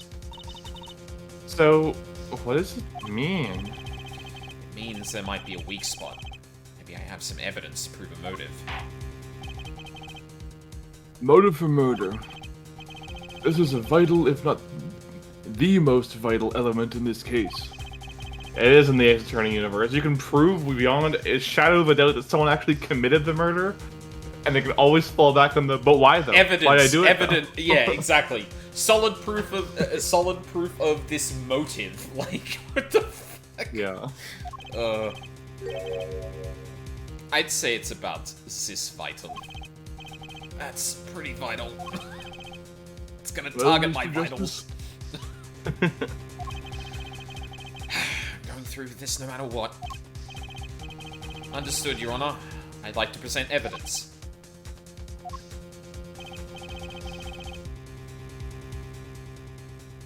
Then let's see what you have for us.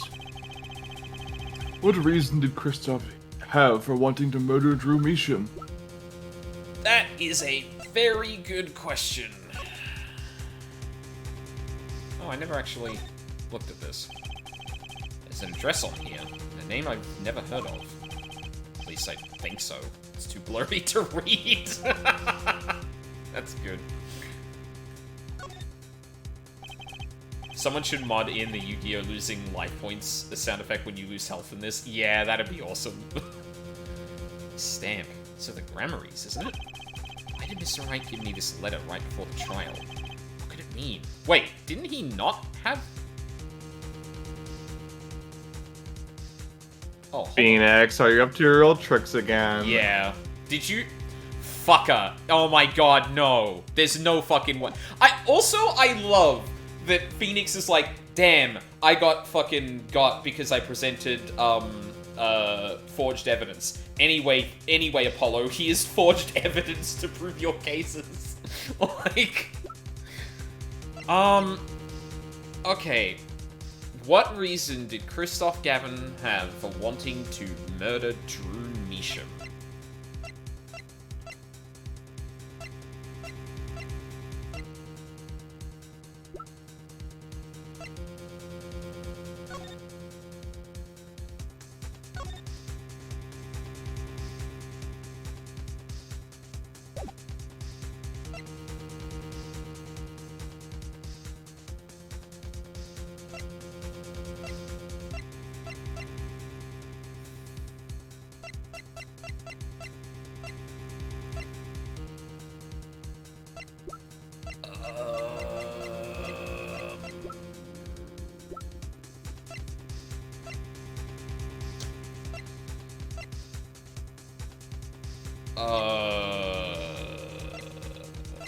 It has to be something to do with the letter, right?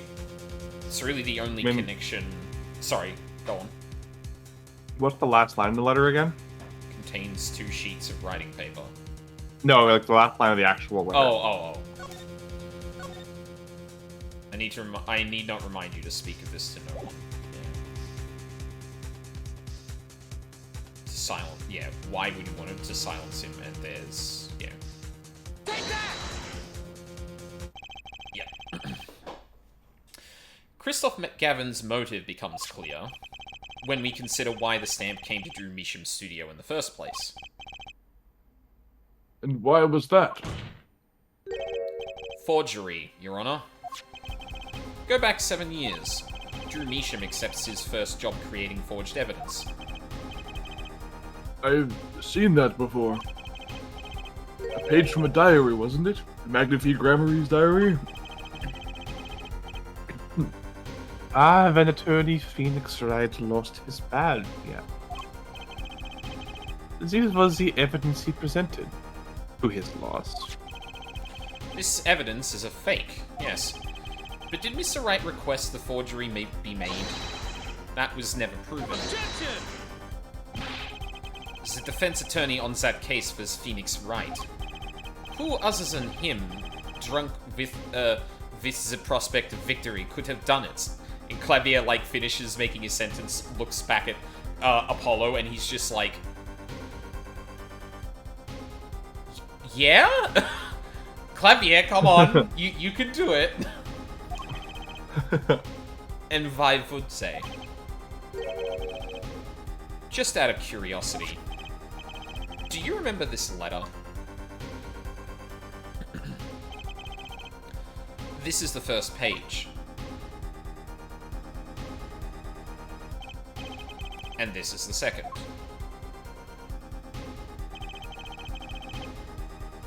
Those were presented in court yesterday. This letter was sent to Drew Measham by the client who requested that forgery. The enclosed stamp was none other than the poisoned commemorative stamp.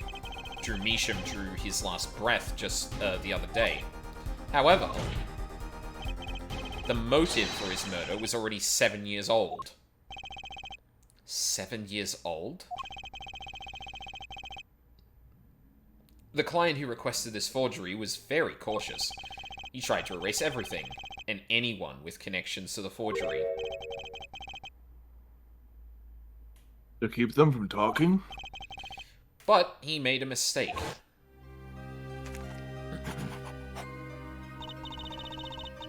The stamp was a picture of my favorite magician, so I kept it. father took me when I was very young. It was a great magic show. I loved it so much. Killer's time bomb was delayed. The poison stamp was sealed within a glass frame, where it sat for 7 whole years.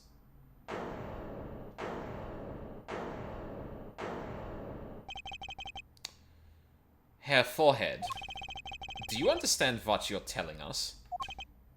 See, Cookie, that's the great irony of this, is that both Kristoph and Drew's fates were sealed because they were too weird to just buy a normal stamp. Yeah. Like, Kristoff's fate was sealed because he just happened to send a stamp that had the one thing that Verametium liked aside from drawing on it. And Yep. Drew's fate was sealed because he couldn't wait like 20 minutes to run to the store and buy some stamps, and he had to use his daughter's prized possession. Yep. The one thing she owned in this world. Yeah, like, that's also really fucked up. Like, he was so pressed that apparently he felt, oh, there's no other stamp in the room. I guess I'll use this one thing my daughter has kept around for 7 years. Yeah, her prized possession. Let me just lick it and stick it on an envelope. Yep. Defeated by the... Yep. They never suspect the hyperfixation. The one who schemed up the forged diary pages was the one who poisoned the stamp. And it was Phoenix Wright who presented the forged evidence 7 years ago. Adding the two statements together, the one who schemed to kill Drew Mishan was none other than Phoenix Wright.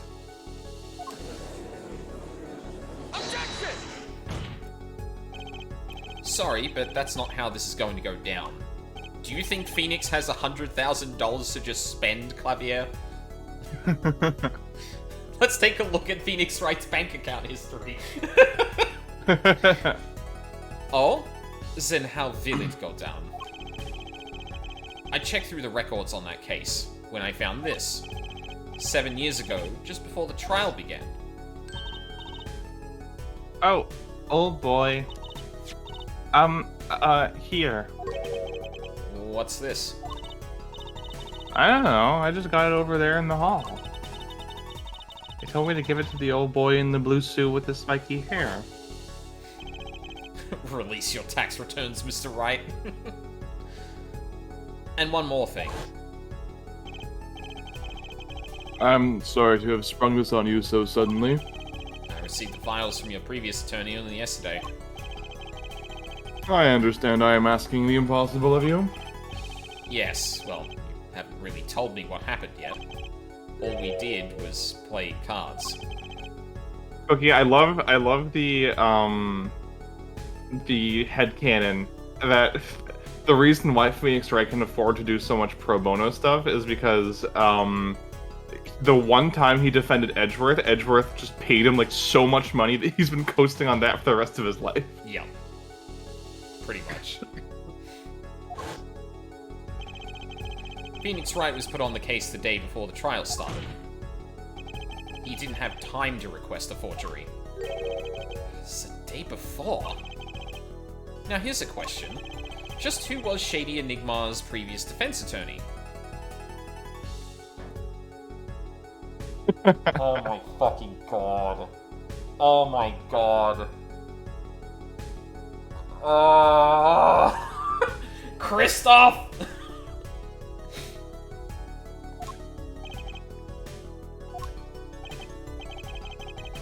No.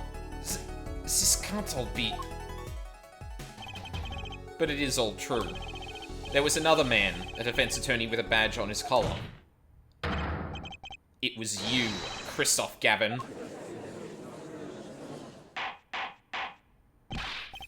Order, order, order. What the fuck? What is the meaning of this, witness? I mean, defendant, former lawyer? Let me begin by denying this.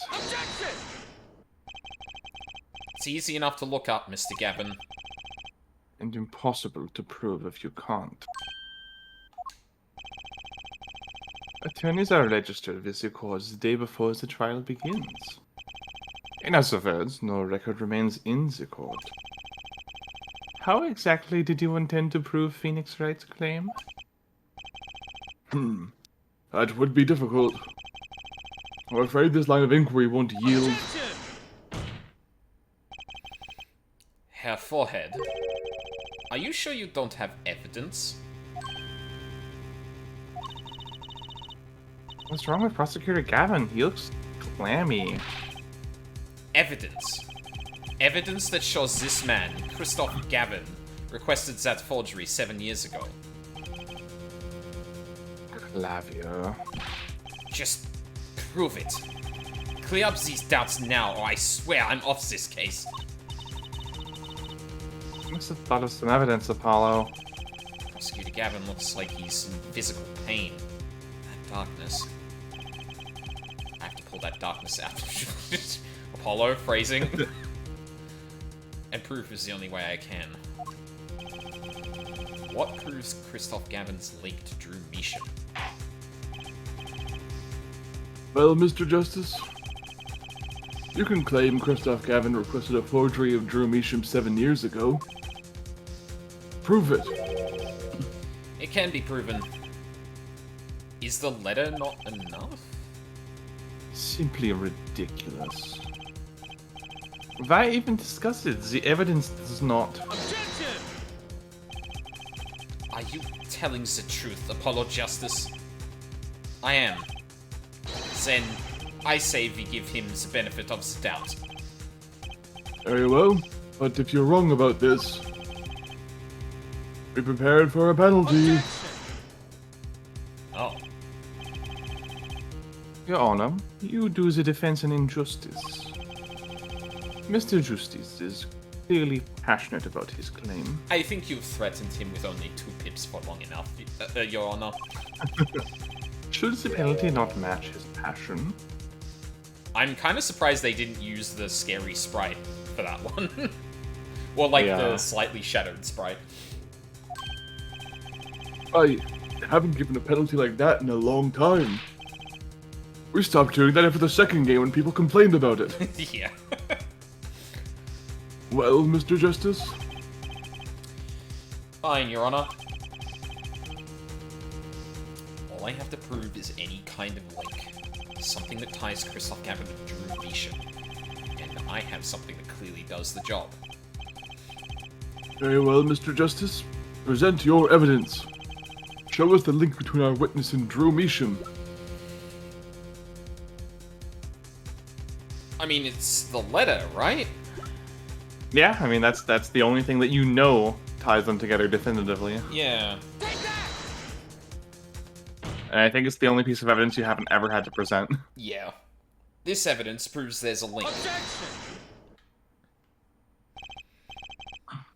Is that scrap of paper? I'm afraid I can't let you submit that. You're a witness? I don't care. Is there some problem? There is. How could you possibly have that? You couldn't. Huh? Hey, that's Daddy's handwriting. He tried to forge it himself! Wait! But it has the stamp on it.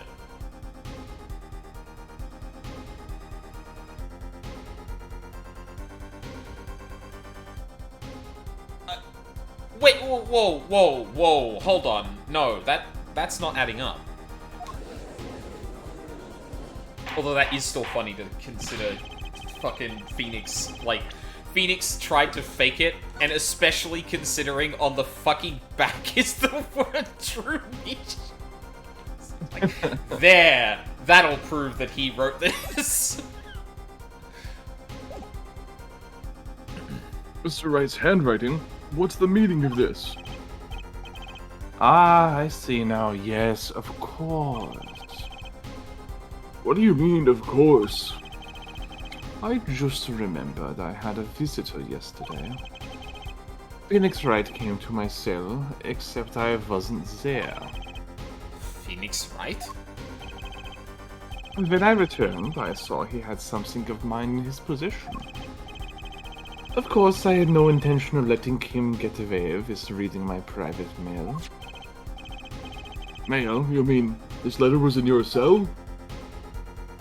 No.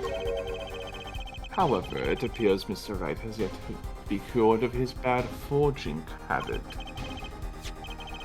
Well, if it's a forgery, it's not a very good one. The handwriting's terrible. Is that the reason why it's blurry?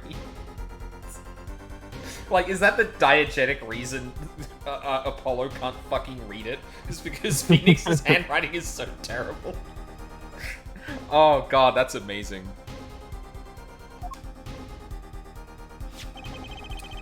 This is Mr. Wright's reproduction of what was written in the real letter.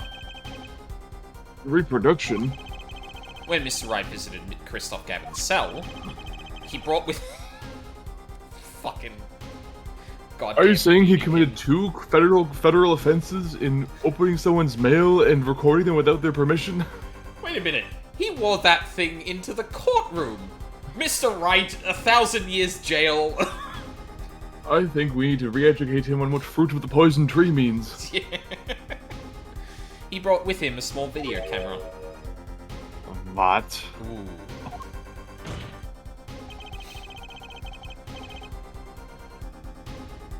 He recorded his entire conversation with you, Mr. Gavin. And the contents of your personal mail.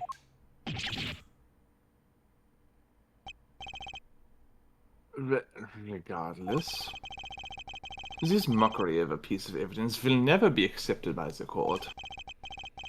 Evidence speaks only video a man with no authority whatsoever claims he took. A man who happens to be an ex-attorney suspected of forgery. Prosecutor Gavin? Prosecutor Gavin? As embarrassing as this is for me to say, I'm afraid my brother is incapable of making rational judgments at the moment. Your Honor, your decision, please.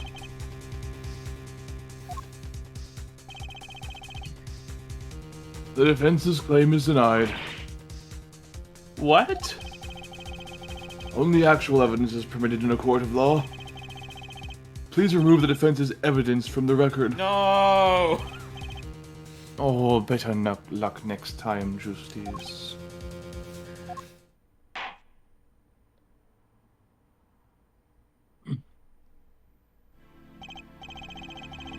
Well, we've certainly taken a detour from our cross-examination. But the defense appears to be lacking proof. I'm forced to end the cross-examination of Kristoph Gavin at this point.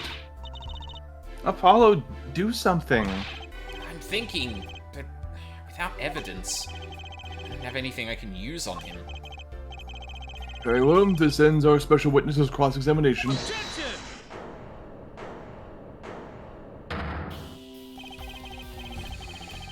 The show's over, yet the crowd screams for more. Only now do I understand why. Prosecutor Gavin? Frankly, I'm relieved. This has been bothering me for 7 whole years. And I'm tired of the whole youthful angst scene. Now's our chance. Let's clean out the family closet, eh, Kristoph? Flavio, you're spinning out of control. Calm yourself before you say something you'll regret. Spinning out of whose control? Mine or yours? Take a moment to consider everything you've built. Your reputation as a prosecutor, your fame with the masses. You could lose it all, Clavia. Apollo, did you see that? He's trying to press Prosecutor Gavin. Clavia, you know I've been in the closet. Clavia, you know I've been in the closet. That's a poor choice of words, Clavia, even for you.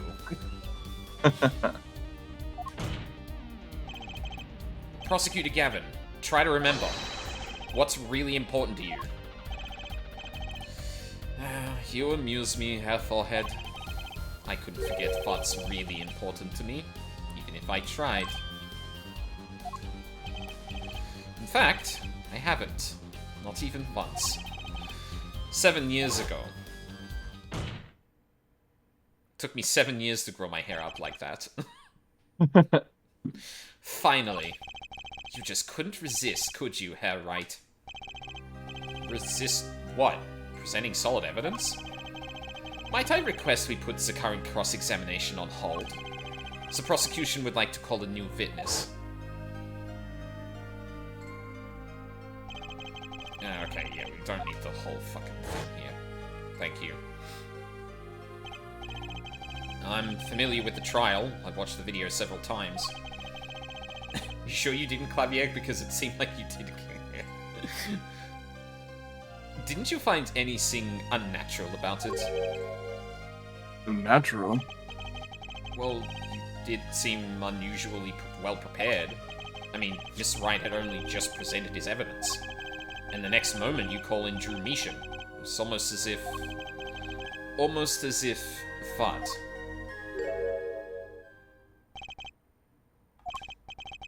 Funny. It didn't even occur to me to wonder. But now that I do, I see there's only one possible explanation. Yeah. Almost as if, from the very beginning, you knew Mr. Wright was going to present that evidence. Ah.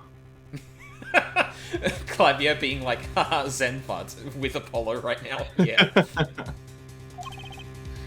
Correct. I knew that if I applied the usual pressure, Phoenix Wright would eventually come up with Zatforge's diary page. Don't do this, Clavier. I knew because you told me, Kristoph. What? Wow, he didn't even, like, not even, like, feeding that through, like, a false report or something like that. He just told Clavier. Yeah, they're bros. That's... I thought he was helping his... Clavier was like, thanks for the assist, bro. Yeah, like, it's funny because A, it worked, but B, like, that is... Considering how careful he's been up to that point, that is monumentally, like, that is demonstrative of the fact that, like, Kristoph thinks, no, Clavier would never turn on me. Like, he's my brother. I know how to manipulate him. He's not gonna not gonna mention this to anyone. Fuck. It was the night before the trial. Clavier. Kristoph? Or seeing you at the prosecutor's office the day before the trial. I won't be appearing in the trial, actually. Huh? Why not? I won't be facing off with you on your first trial, apparently. But in exchange, I brought information. Information? The attorney who'll be up there in my place tomorrow is not to be trusted.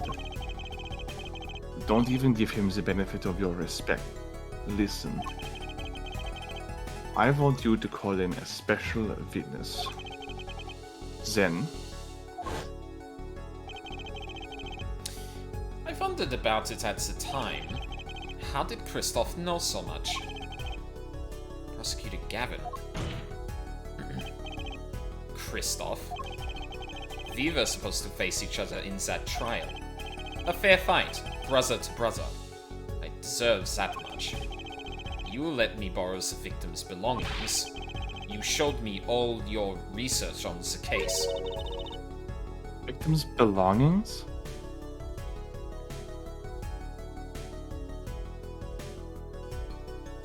Oh my god, he did fucking kill him. There's no... What the fuck? Which would have included Magnafy's diary, wouldn't it? You mean the diary that...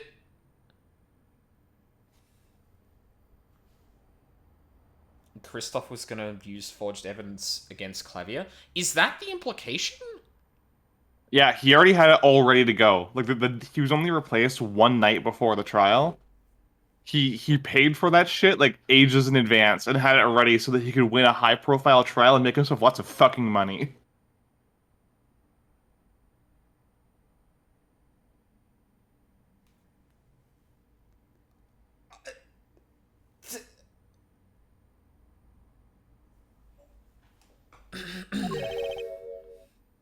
Mr. Gavin. My, Clavia, you disappoint me.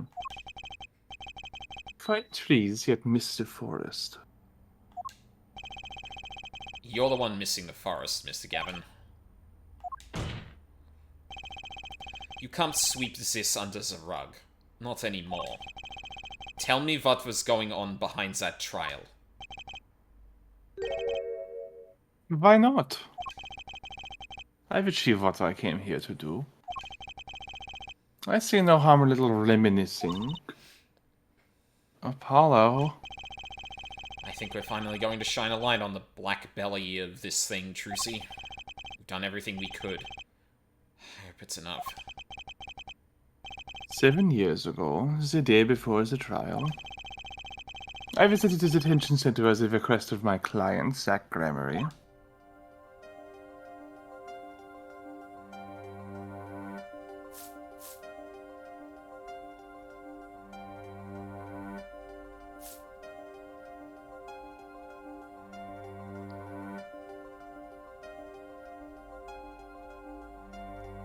Did he not win? Yeah. Enough. You lose, Gavin. Thanks for the work. Now go. To be honest, I don't know what his reasons were to this day. As far as I could tell, he dismissed me as his representation because I lost in a game of poker. I can come to no other conclusion. Daddy used to say something. If you want to know a man, you have to compete. Zach wasn't watching his points or the cards. He was watching the man behind the cards, Kristoph Gavin. And he saw the devil! I couldn't believe it. Phoenix, right? Oh my god. Oh my Second-rate attorney who relies on luck and bluffs. He's so annoyed! He's so jealous! He dismissed me and went with that pitiful excuse for a man. He deserved to die for that error alone. Hold it! So, the one who requested that forgery was...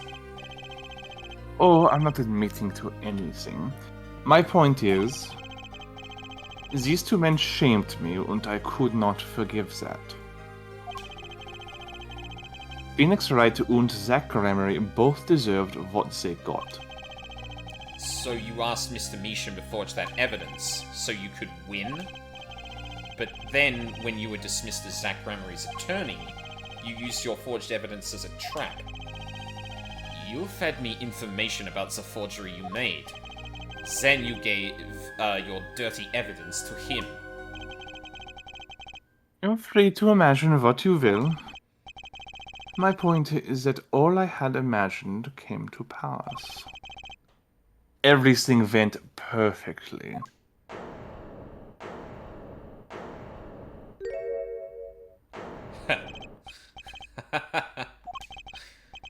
Incredible.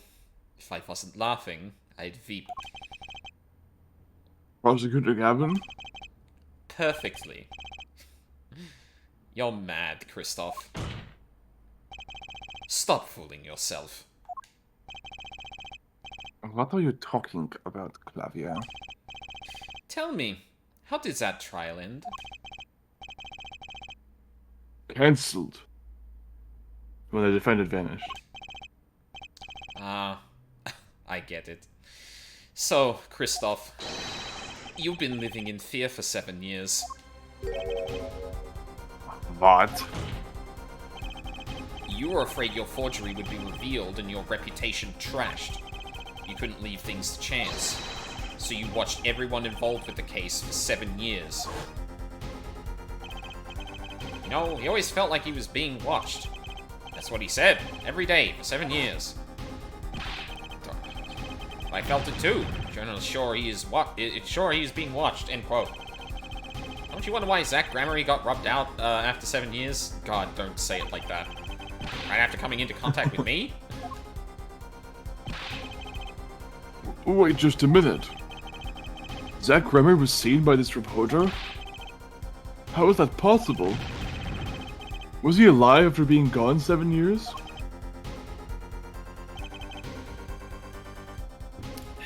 Finally. I knew this moment was coming. I just didn't think we'd get here so fast. Zach Gramery, gone missing for 7 years. Trucy's father. What's wrong, Apollo? Go get him! Right. Leave it to me. Allow me to refresh the court's memory. 6 months ago, Kristoph Gavin was charged with murdering a mysterious traveler. I remember him quite well. Shady's myth, was it? Poisoned in a Chinese restaurant. Tragic. What?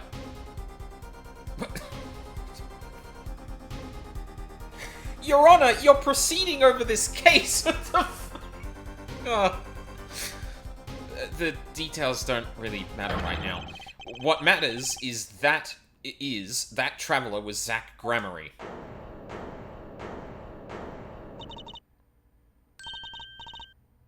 What is it, Apollo?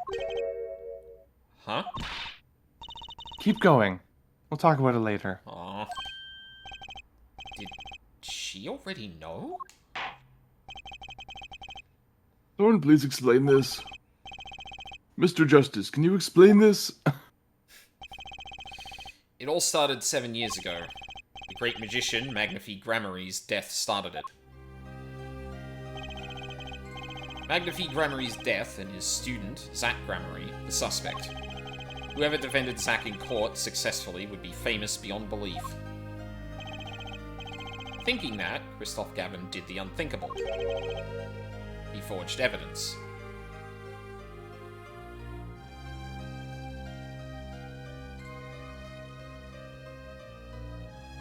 So we still haven't touched on who actually killed Magnifi, and like, it's being danced around enough that I'm like, there's no way that was Kristoph as well. Come on.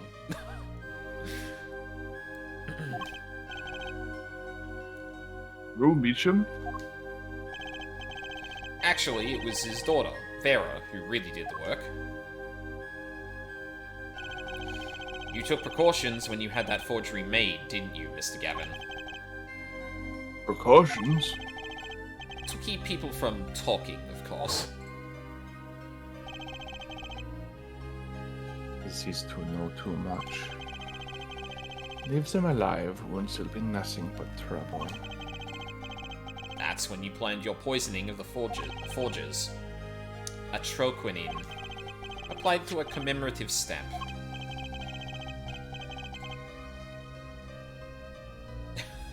The bomb defused. But luck was on Mr. Meacham's side. The bomb didn't go off. His daughter.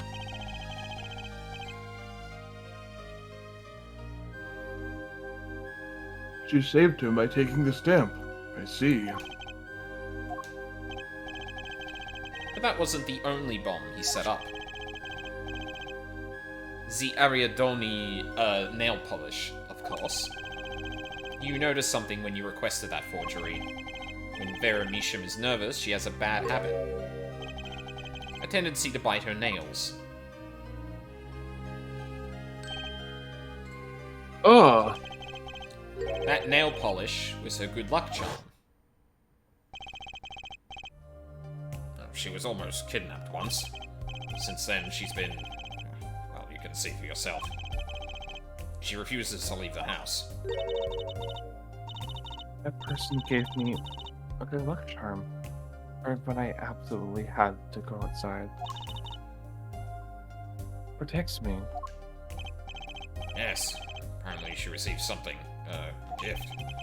She won't tell me what it was. It was from that client, the one who wanted that note made. It was his insurance. Insurance? As long as she lived quietly at home, there was no danger to her. But what if she had to go outside? If she ran into any trouble, she'd become nervous.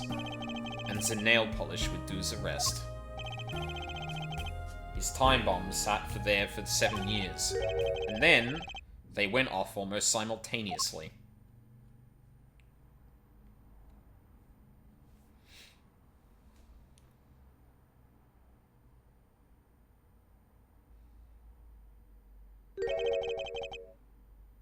If you're finished, may I return to my cell now?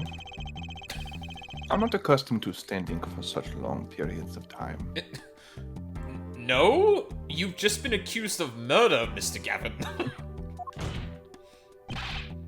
Mr. Gavin, have you heard a single thing we've said? Oh, I listened quite closely to your little tale. Quite an entertaining piece of fiction. What? Lavia, surely you understand. Back to the evidence. The lacking evidence. I'm not used to standing for so long. You were a lawyer? Yeah. Nothing proves the link between him and the troquinine that took Drew Misham's life. What about the restaurant? You killed Zach Gramarye to keep him from talking. I killed no man of that name. Read over the report again, if you like. The victim was a traveler by the name of Shady Smith, about whom we know little else.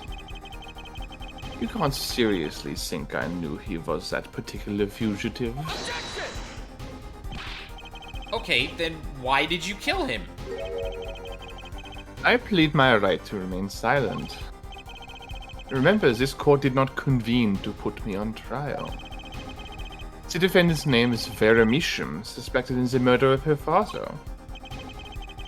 Her trial's been finished for 6 months now.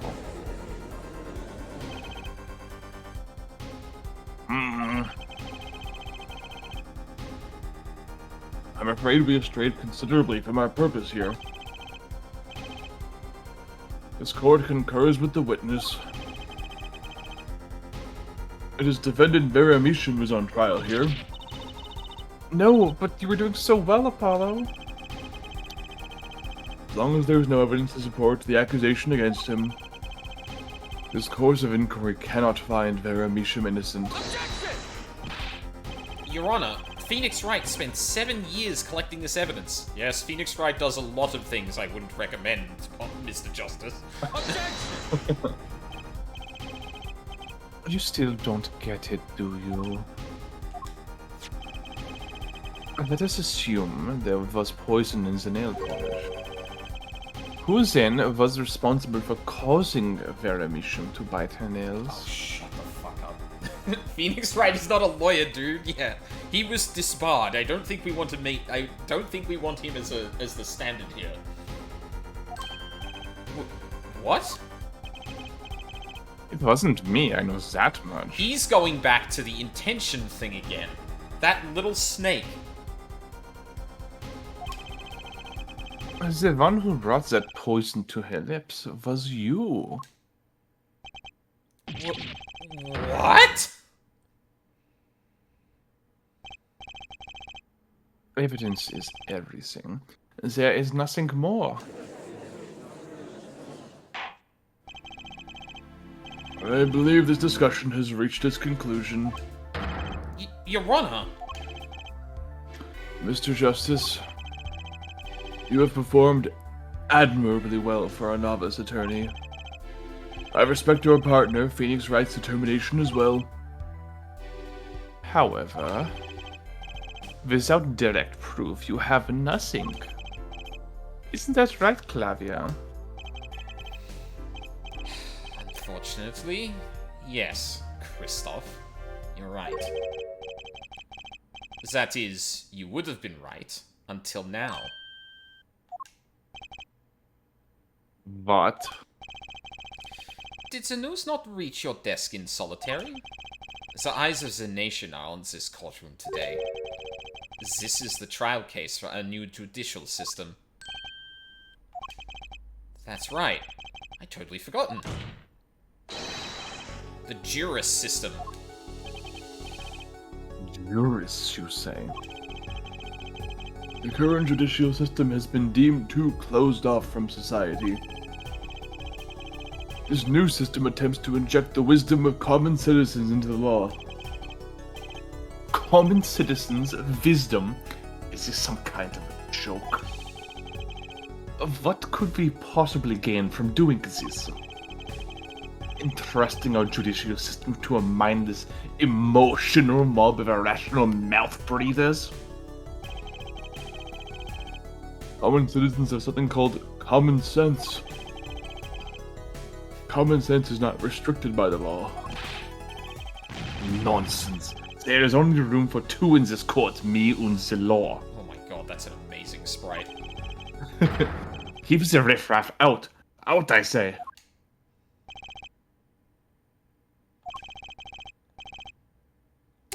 They're not in the court, actually.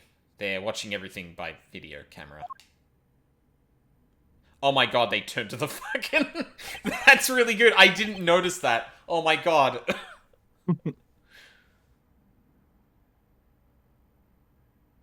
Cookie, Oh my no! No! Even Oh, writing he's dot. dead. This is the second time he's gotten timed out for that exact same thing. Yeah, what did he... Hold on a second. What did Too. he... For typing Twitch DOT TV /Warfy. Why is it... why does it... I mean, I get it. I get it, but at the same time, like, God, that's really annoying. I gotta look in Moobot's settings and see if I can adjust that. Well, I don't really want people to... Anyway, yeah, that's for later, anyway. Yeah. How can you allow this? Incidentally, the one responsible for making this happen was Phoenix Wright. The Phoenix Wright?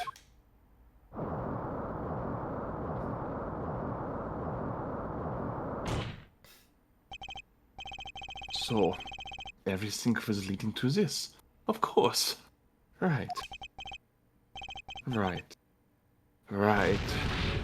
Right. Jesus Christ.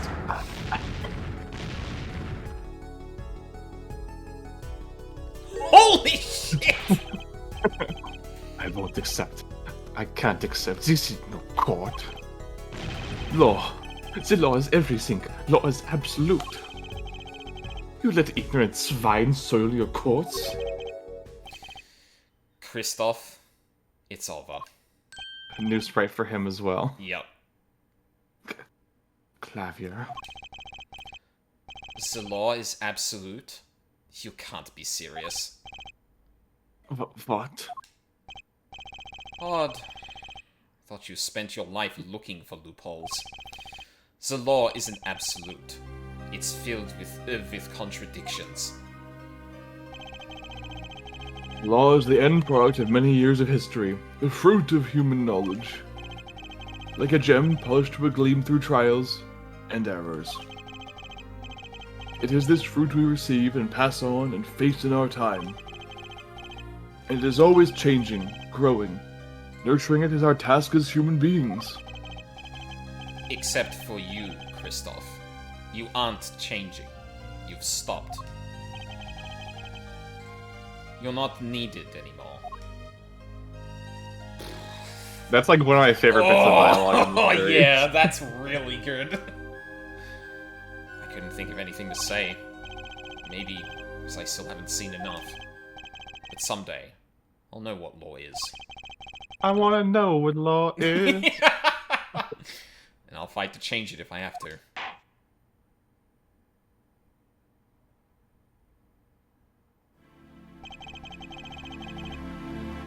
I see no need to further prolong the trial. Yeah. You're a lawyer! What do you mean? This began as the trial of Vera Measham, accused of murdering her father. The painter Drew Measham. However, Several other incidents were reviewed, and we seem to have reached a conclusion. Before this court declares a verdict, I await your decision. Jurists of the court, for the death of Drew Measham, how do you find the defendant, Vera Measham? Not guilty or guilty? That is the question. I turn to you. I turn to you now to consider this matter.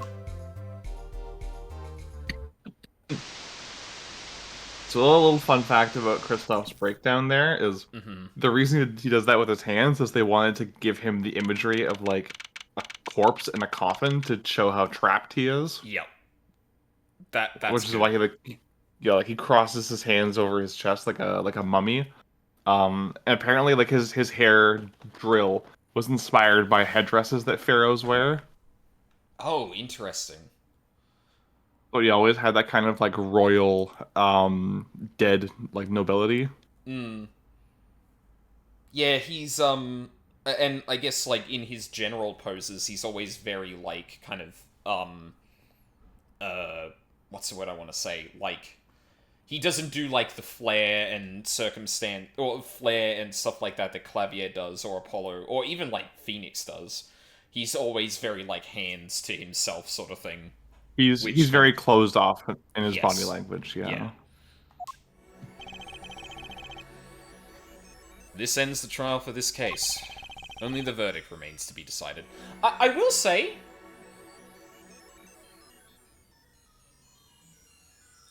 I'm not super satisfied with the way this mechanically concluded. No, there's basically no gameplay for the last half hour of this trial. Yeah, it's not great.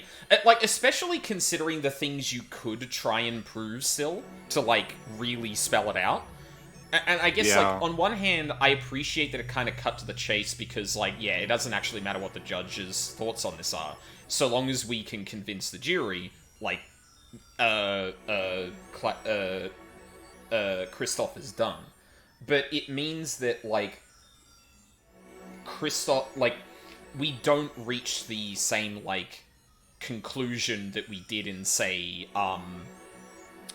the final case of Game 3, where we conclude pretty definitively that, Godot did it. Instead, it's like, yeah, he manipulated a whole bunch of shit, and actually you can't submit that piece of evidence into court, and then the rest of it is just, like, demonstrating what he did, and he goes, well, you don't have any evidence to back that up, and they go, yeah, we don't need it. We don't need evidence. Like, The last interaction you had with the game was presenting the letter, to which you said, "Yank shit" immediately. Yeah, exactly. Like, yeah, I really, really like the story and everything going on, but, like, yeah, that's a huge letdown mechanically. It's missing that moment where you hammer the final nail into his coffin, which is always the most satisfying part of the last case. Yeah. Ugh. Defendant Vera Measham is currently in intensive care. If a decision cannot be reached today, it may never be reached. The factors involved are simple. Did the defendant poison her father that night? If so, she is guilty. Or was there another reason for Mr. Measham's death? Did another person poison him? If so, she is innocent. The panel has been provided for each of you to input your decisions. That is all. Number 6. Please, wait. Yes, jurist number 6? There's something in the jurist handbook here. Persons involved with the case may not be jurists. That is correct. I've looked into all your dossiers. None of you were involved with the development of the case. With the development of the case? I see. Does that answer your concern? It's time for your verdicts. He stacked the jury as well? Phoenix! Oh, God. That's funny.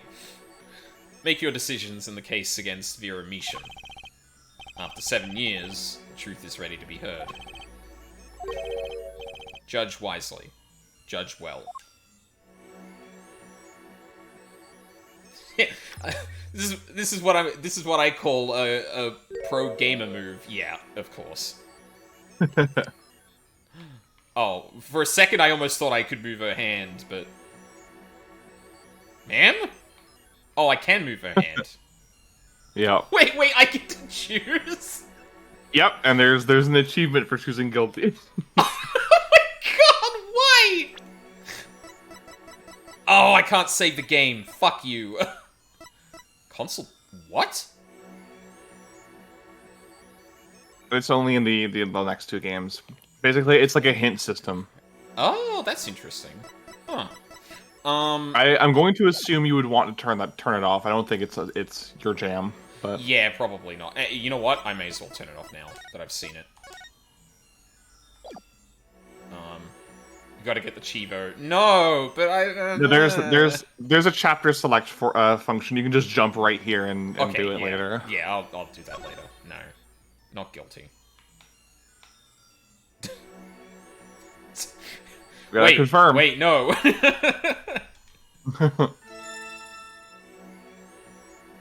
Oh my god, she has the That's a cool reveal, actually. That's cute. And so a verdict was reached on October 9th, 2:14 p.m. First verdict under the Juris system. Innocent by unanimous decision. The record will show that when the verdict was announced, special witness Kristoph Gavin laughed. A laugh louder than ever heard before, or since. Oh. Ah, Kristoph. How does it keep getting better? A laugh that echoed in the halls of justice, lingering for what seemed like hours. Yeah, I will say, like, it's kind of incredible how much they managed to get out of Kristoph, and then even in the last moments he's on screen. Like, obviously in the last moments he's on screen, he's having the breakdown, or usually people just have their breakdown and that's about it. But, yeah, him still having new sprites during that is just, mwah. It's great.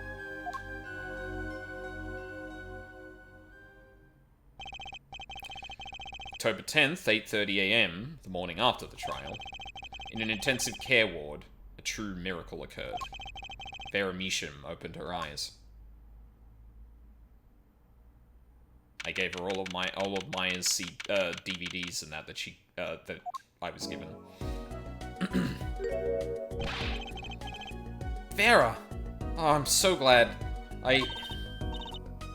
Don't cry, Apollo. I'm happy too. I'm proud. You did well, Apollo. When I thought about what if Vera, Hey, now, don't you start crying too. Sorry you had to see us like this. Aww. Vera? Thank you so much, Apollo. Thank you. No, I'm sorry. I shouldn't have pressed you like that. If I hadn't, you never would have bitten your nails. No, I was wrong. Staying locked inside like that, clinging to my good luck charm. Vera. When I opened my eyes and saw you, I finally understood. It's important to be a part of the world. To see things with your own eyes. Looks like that poison had some effect after all. Judge! Don't throw don't throw Kristoph in prison. Mr. Justice? He killed off whatever was holding Vera back from life. Now she gets to live life as a healthy single young girl with the hundreds of thousands of dollars she just inherited from her dead dad. Yeah. Unfortunately, just the way it's not doing the same thing. I want to be very clear, but this unfortunately does remind me of the way that the second game finishes with Andrews being like, well, I guess it's not saying it here, but it's very, like, close to just going, well, It's real good that that actually happened then, because Yeah, maybe it's a good thing that she was poisoned. Yeah, exactly. Isn't Ken... I'm pretty sure Ken is the voice of Urianger, if I remember correctly. Am I remembering that right? Give me 1 second, I'll look it up. Yes, Yes, that it is correct. Thought so, yeah. I knew I recognized that name from somewhere. Under no circumstances you had to hand it to Kristoph, yeah. I knew you'd pull through, Vera. I mean, that's what Apollo was fighting for the whole time. Your future. I won't forget it. Here, let me thank you. No, really, it's okay. I'm mad I get to Oh see where my look up that God! emote. That's where it comes from! Yeah. Amazing. Ooh, look. It's me. I love it, thanks.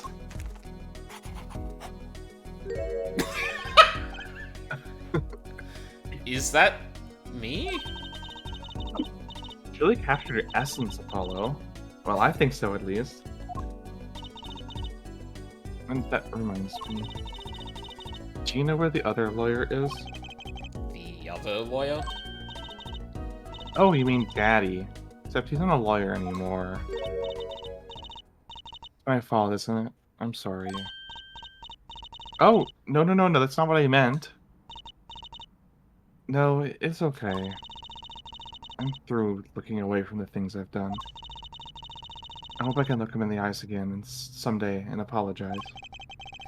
I'm sure he'd be happy to hear that. He bought all those things for me when he came to visit earlier. You mean that stack of videos? Mr. Wright finished watching them all? You know, I knew my real daddy was alive. Huh? I was there 7 years ago, remember? I was the one who helped him vanish from the courtroom. You did what?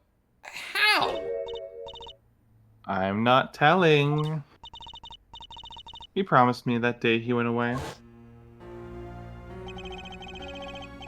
We might not meet again for some time, Trucy. But know this, I will be watching, and one day I shall return. For the next Grammary, after all.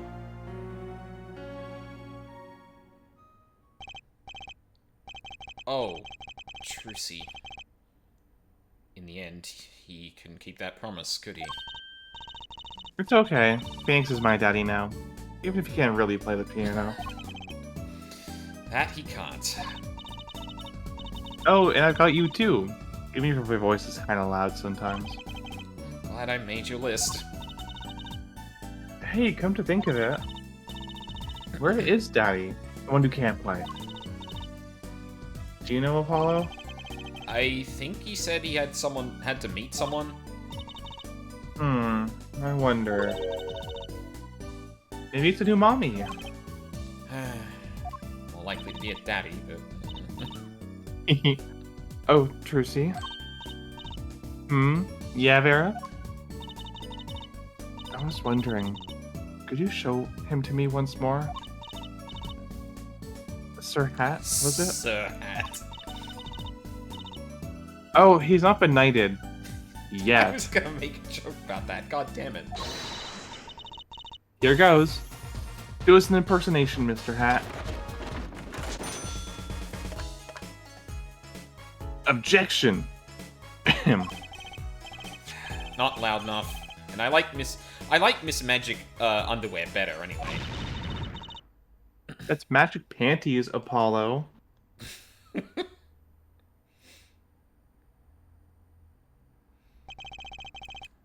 So, your memory's returned. Mr. Wright, was this all part of your plan too?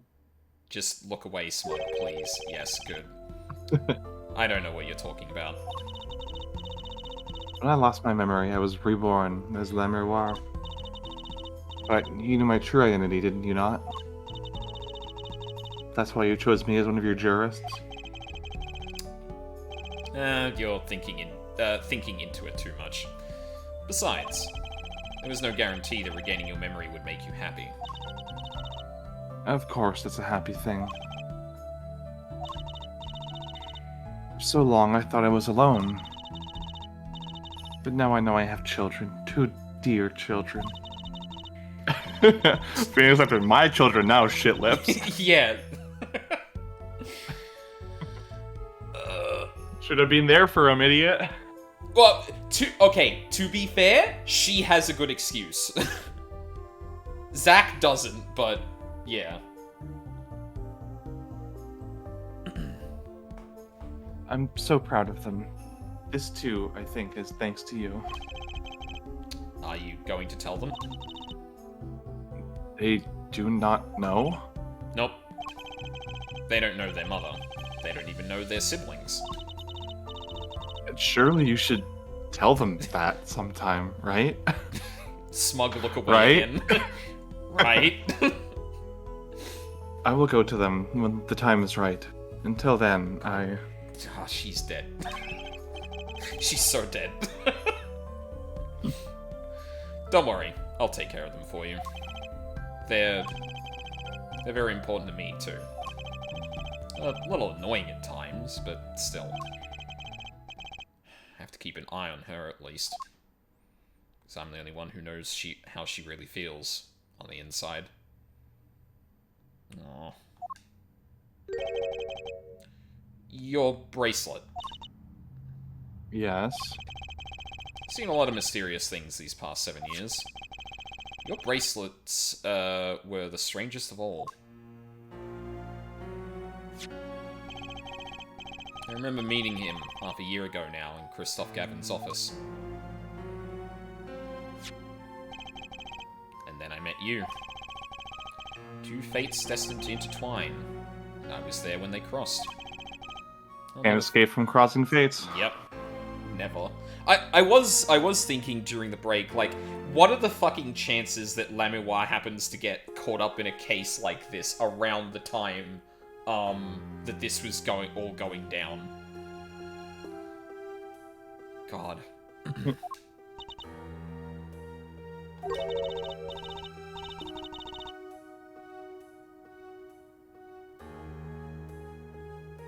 Such a small thing, that bullet, yet it tore who I was away. Like, it is actually incredible. Like, it almost breaks my suspension of disbelief, but, like, the fact that she was shot, and then she lost her memory somehow, but no one ever told her anything about what actually happened is crazy. Yeah. I think McAfee shipped her off to Europe to recover, and then fucking died. Oh, yeah. Yeah, that would track. God. He just forgot. He's like, oops, I'm dying. I should probably go get my daughter so that I can, jog her memory. Oh, no, oops, I got shot. Yep. By myself in the head. God. 10 years ago, during a simple rehearsal. Oh my god, we didn't establish what actually happened. In court. He just got shot in the head. There's nothing more complicated than that. That is the truth. What, so did he commit suicide, or...? Yeah, he just shot himself in the head. Yeah, so Valent talking about it was the reveal that he in fact killed himself. Yeah. Yeah, never mind that he didn't they confirmed in court that he didn't have gunpowder burns around the wound. Never mind that there's, no splatter on the wall behind and above him. He's a magician. He's a wizard. Yeah. He literally ate his own gut. Jesus Christ. Incredible.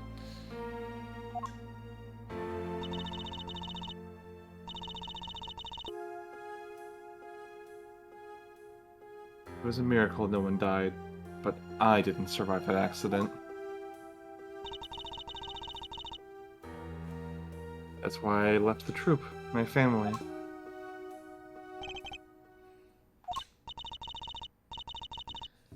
Now my memory is returned. I am myself once more.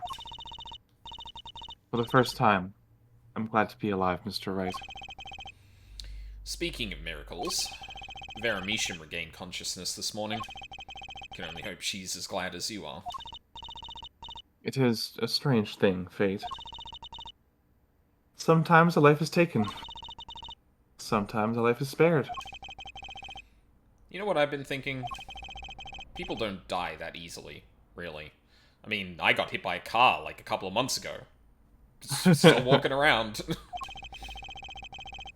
As long as they've got something worth living for. Which is an interesting thing to say. Oh, and that's pretty much... Oh, fuck. Still got a long way to go, and this power of mine, well, needs some work. But there's hope now. We lost it, but somehow we found it again. That's why people are smiling again. Hope. Yeah, I think I'll keep at this lawyer thing for a while. Oops. Training time. Gotta go. Cords of Steel. Here comes justice. Objection! Damn. So, like, not a... Oh. I'm glad you're staying with the agency, Apollo. It's like I found my long-lost big little brother. Oh, and don't you worry about Troop Grammary. Brucey's on the case. Now that I have this, thanks to Daddy. Brucey Grammary? Frankly, I got my doubts, but Hat Grammary, now that'll pack him in. Oh, this is gonna be weird for discussion, but... Because they're gonna come in with, like, dialogue on each of these, I imagine, yeah. Yep. It's not every day you get to trials that rocks harder than one of your gigs, yeah? So that's why it's over. The Governors are breaking up. The news calls the run on tissues at supermarkets nationwide. What? Oh, crying, yeah. Yours are real stars now. I look forward to our next jam session. Huh. Oh, that's cute. So the band is over, but he's still like a prosecutor, I suppose? Yeah, basically. Yeah. Huh. Interesting. Well, it's finally over. You know, thinking about it, I've been a piano player longer than I was a lawyer. Now that everything's sorted and I've got time on my hands, maybe I'll take some lessons. Or maybe I'll take the bar exam again. Phoenix, I don't think that's how that works. I mean, if you got acquitted for it, then maybe there's like a loophole or something. Oh, sure, yeah. But it's like, you were disbarred. Okay, I'll just take the bar exam again. I don't think that's how that works, Phoenix. Yeah, Vulpix, for some reason, I thought that. That was not good. So, I was standing around eating stankus the other day, when I got this crazy idea. What if they were golden? You could augment the crunch, or better yet, make them ding. Ah, the power of science. Although, the preservatives might not be 100% safe. What if they... I like to think that she's high as fuck just standing there and then, like, talking to herself. Yeah. Incredible. Oh, Emma, she was barely in the last case. Yeah. In unlikely event you are wanting a Russian feast, come to Borscht Boat Club. The only thing colder than the restaurant is borscht. But a greater challenge is being required. Then come to the hideout. You know who to ask for. You were cool. That's such a weird low blow. An unlikely event that you are wanting a Russian feast. Yeah. The food here is not too great, I admit, but we do have other entertainment at the very least. Food's bad, cards are great. Yeah. God, we're really getting everyone. So, Kataki Pastries is getting back to its eastern roots, spread the culture and all. Yo, boss, culture time. This is how we write root, capiche? It was still about giving power to the people. Yo, boss, PR time. Eyes again, yep. And this is how we write people, alright? I forgot his name is Big Not Wings. that Walkie's paying any attention. Ooh, kids. I forgot his name was Big Wings. Yep, Winifred Big Wins Kentucky. Such a stupid name. Zoe, Chinese characters on cake with a fly ID like 3,000 years ago. Believe that. Man, you want to make it today, you gotta keep it real, you know what I'm saying? Yo, that's what I made this OG cracker, for real. Oh my god. I know it stop don't look like no cracker, G. What do you want me to call it, the OG muffin? Stop talking. Stop it. Fucking asshole. Totally just call himself a cracker. Yeah. I don't know where all this talk about food is coming from. You ask me, there's only one food, and that's noodles. Noodles forever. Got a new one too. See? This time I just put a big chunk of salt in the bowl. Oh my god, why pretend?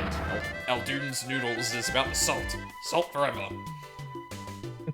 Yo, can I get some noodles with my salt, thanks? So... oh, for fuck's sake. Oh, I forgot all about you. My goddamn. exceptionally inquisitive nature has won me unequivocal adoration. You see, they used to call me Wesley Stinkler and Wesley Sticky Hands. But no longer. I have a new name, one that reflects my true academic nature. Wesley Sicko reporting. Yes, curiosity is a sickness and I am the cure.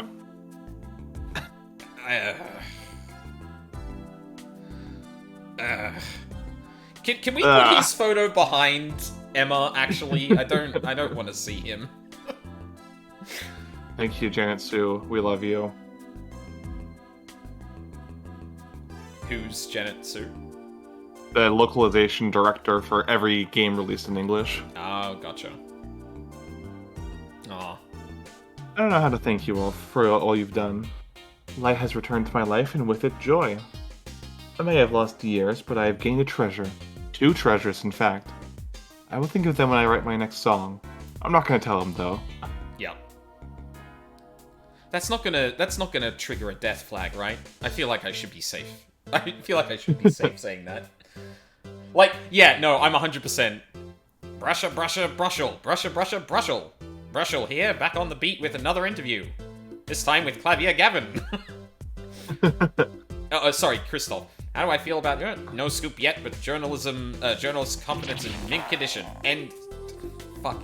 God. No! No! Why? Fuck you, KG, get off of that. Yeah. I've decided to keep painting. Originals only, of course. I suppose I'll have to see a bit of the world outside to find what to paint. But I know there are good people out there now. I've met them. True sea doodle. Ah. Door is open. The world is waiting. Thank you.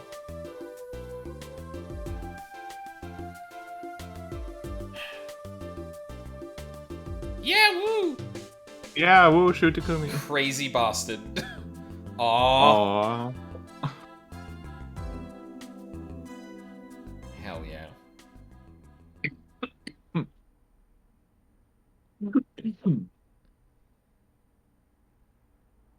And...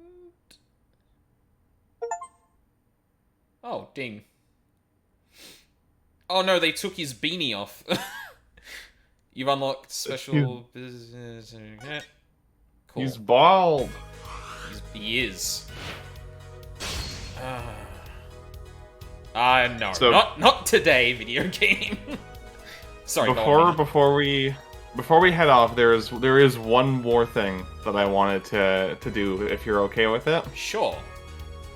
I am going to link you the GGDG comic for that they did yes. for this game. Yeah. I would love it if we could just do a quick live dub of this. Yeah. Before we No, go. sounds good. Let me. You know what? We can sit here actually with this music.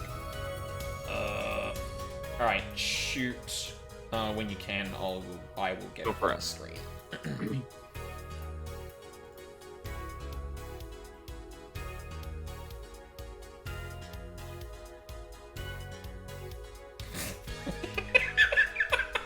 Okay. Yeah. Good. All right, let me know when you're good to go. Yep. All right. Hold on. How am I gonna actually new tab? Yep, and then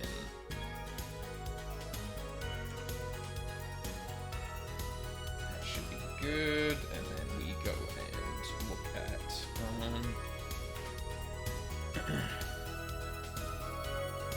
Come on.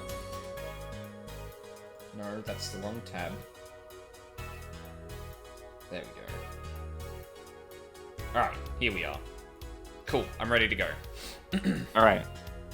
Would you care to read the title for us? Zach Gramarye is a jerk, part 1. My name is Zach Gramarye, and I am a jerk. Welcome to the troop. I am Magnify, and I am also a jerk. This is my worthless apprentice Valant and my beautiful daughter Thalissa. Gosh, Thalissa is so pretty. I sure hope I can work up the nerve to talk to her. I was wondering, maybe after rehearsal, would you like to... Hey, cute thing, how's about you and me? I also have a son. Not anymore, you don't. Oh yeah, what the fuck? We're doing this. Sorry, go on. We're doing this trick a little... Zach, we're doing this trick a little differently this time, so be careful. Betcha I can do this blindfolded. Zach, no! Amazing. Jesus Christ. I didn't even consider that. Like, yeah, she had a son, and then... he just exited stage left? Like, what the fuck?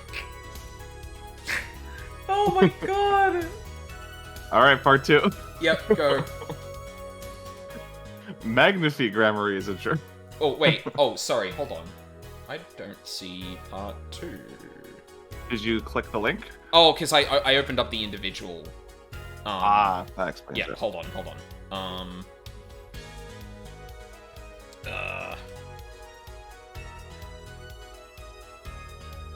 Oh my god, there's a lot of parts here. Hell yeah. Okay. Alright, hold on. I don't really want... Yep. Open that. I'll just open all of them preemptively.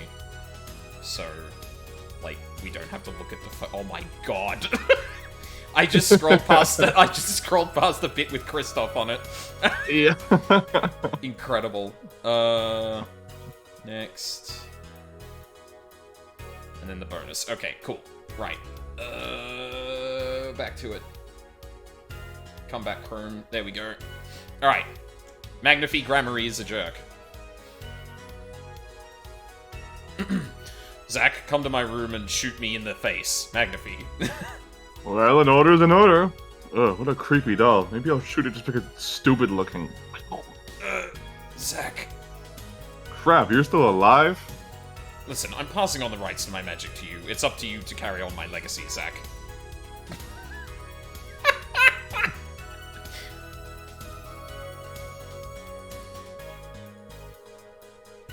Go on, Mina. Yeah, sorry. I don't think the mic is picking up my whistling. My nonchalant whistling. Yeah. No, probably not. Thanks, Discord.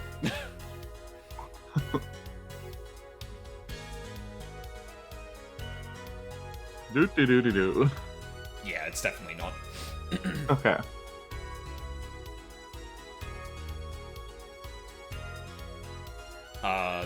Oh, sorry. Fuck, I thought that was Valant, not Magnify. My bad. Hey, Valant, you're here. You're late. I already passed on the performance rights to Zach. Enjoy the rest of your life as a fry cook, you no-talent hack. Also, since you were too much of a pansy to shoot me, I'm going to kill myself and make everyone think you did it. Oh, that's so bad. Yep. Next one. Zach Gramarye is a jerk. Well done. Now everyone thinks I killed the old man. I need a lawyer. You rang? Mr. Enigma, I'll make sure you get the not guilty verdict you deserve. Yeah, whatever. Listen, you know how to play poker? Later. Man, you suck. Okay, get out of here. Excuse me? You lost. You're fired. Go home. Now here's a guy who knows how to play poker. Hey kid, you want to be my defense tomorrow? This fucking shot of Kristoph is so good. Oh my god. Mr. Enigma, I'll do my best out there today. Yeah, whatever you say, kid. Daddy, can we go out for ice cream after the trial? Well, sure, I can go out for ice cream, but you aren't coming. God. This evidence proves my client's innocence. 9. Mr. Enigma, this is just terrible. I've lost my badge and everything I've worked for the last 3 years, and now you're going to be pronounced guilt. See ya! Mr. Enigma? Hey, and take care of my kid for me, will ya?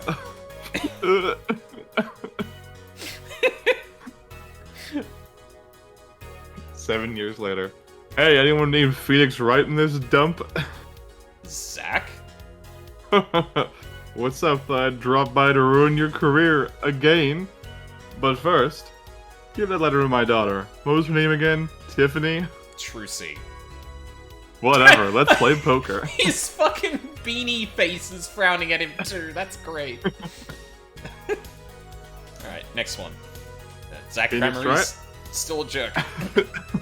Felix Wright, I'll ruin you with the last thing I do. If you ruin me, I won't have any money to take care of your daughter. Good thing I don't care. What's your face? You know the plan. You bet. Oh no, the card's gone. You ruined our trap. Oh, well. I guess that just means... Yeah. Well, that didn't go so well. But hey, it could have been worse. I mean... Hey, Zach. Not now. I'm in the middle of a... Goof. Look at the hand. Incredible. Oh, sorry, hang on. Let me go back. Yeah, that's... We didn't even touch on that scar or anything. Like... That's the devil. What else do you need? It's so... That's so weird. Like, it's not that he is just, like, incredibly cruel and cold and calculating or anything like that. He has a physical... He has a scar that when he tenses his hand looks like the fucking devil. That's so... I can't believe how glossed over that was, and it was used for exactly one, it was used for exactly one, cross-examination. Perceive. Yeah. Oh, God. Alright, bonus. Zach Granery is still a jerk. Hey, Trucy, this is from Zach. Congratulations, you inherited the rights to Magnify's magic. P.S. But you'll never know the love of your real father. Oh. God. Oh. Incredible. GGDG is one of the most talented comic artists of our time. Yep, absolutely. God.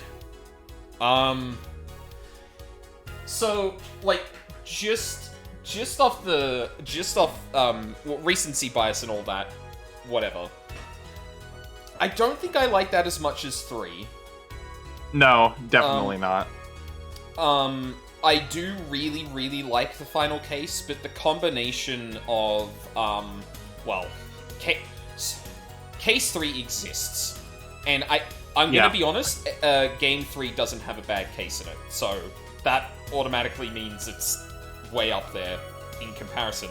But yeah, I really think the lack of a mechanical kind of like flourish to the end of the game really does that case an injustice. It just kind of falls flat, unfortunately. I still think about GGDG's Persona 4 stuff all the time. Yeah, one of her drawings of Chie was like my... I think it's my icon on Steam? I can't remember where it is, but I use that all the time. It's my favorite fucking face. Yeah, like... I really dig the way it interweaved a lot of stuff in that ended up being relevant for the final case. Like, that's very much a huge part of why Game 3 is so good, I think. Because it has an overarching purpose to a lot of the cases.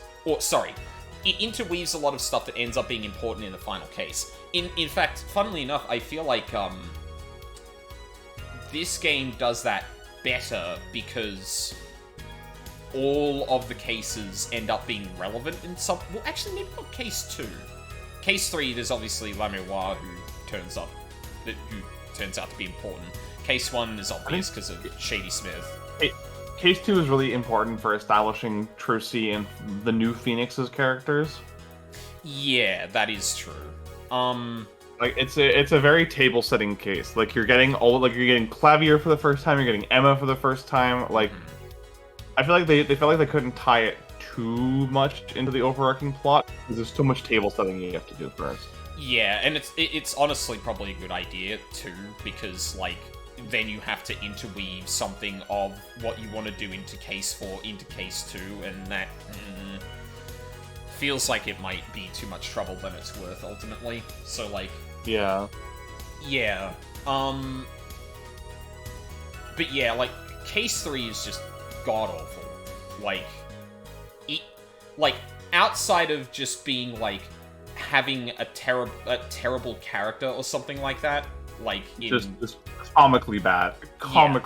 It's like absolutely atrocious. Like worst case in the series, if not for the fact that there's worst subject case. Yeah. So yeah, like I really did enjoy it a lot. I think it just like it feels a little bit like a holding pattern, honestly. Like, and well, okay, so sorry, mechanically, I do have to talk about like the whole perceiving thing. I do think that's kind of neat.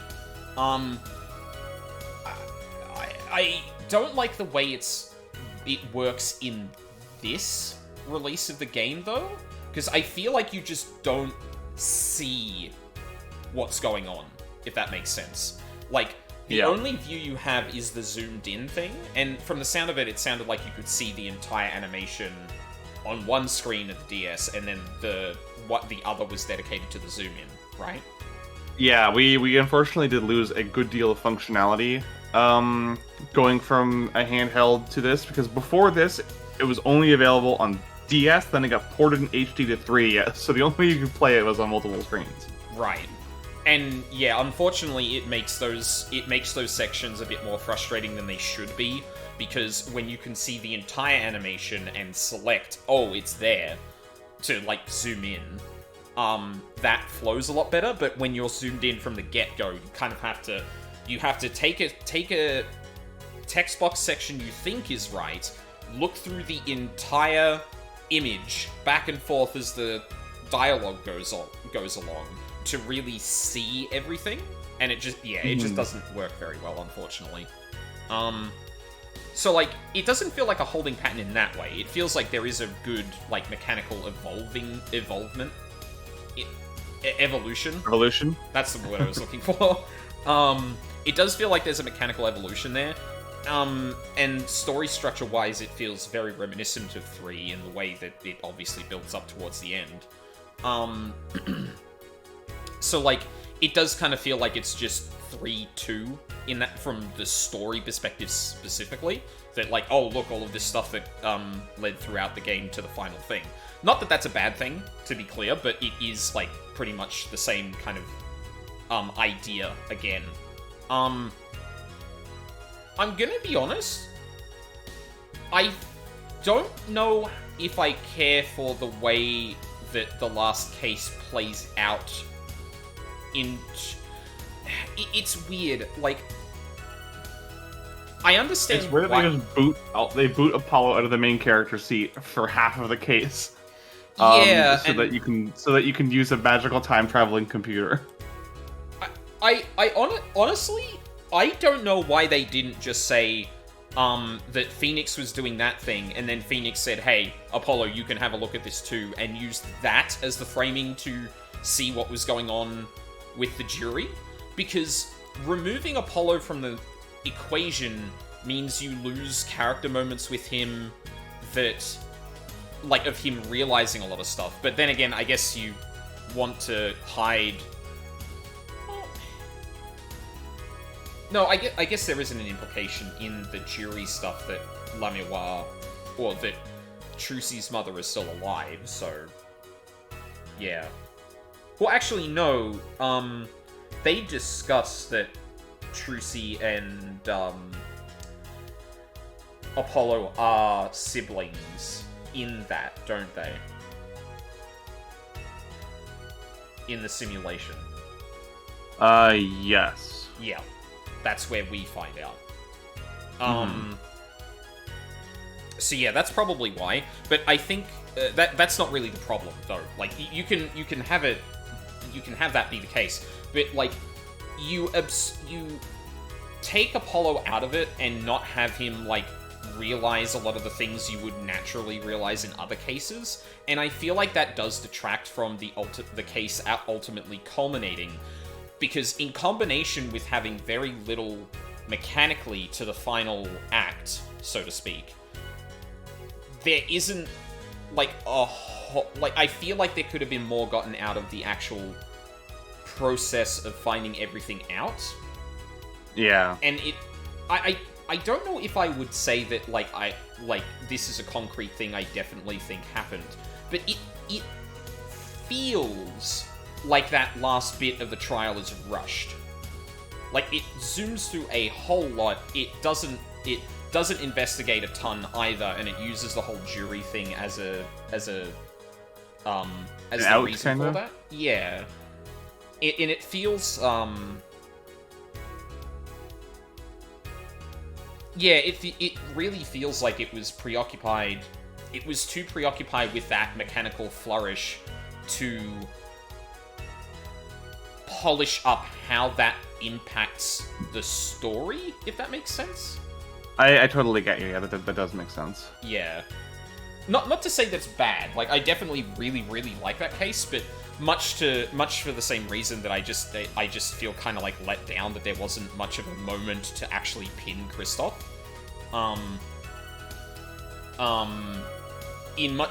For similar reasons, I don't particularly like the effect, the ultimate effect that section has on the rest of the trial, because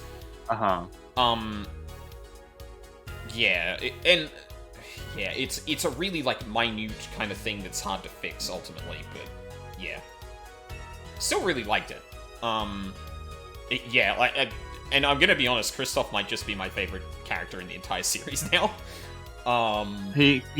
Listen, I can pinpoint your favorite characters. Are they an Akane or are they a Chilchuk?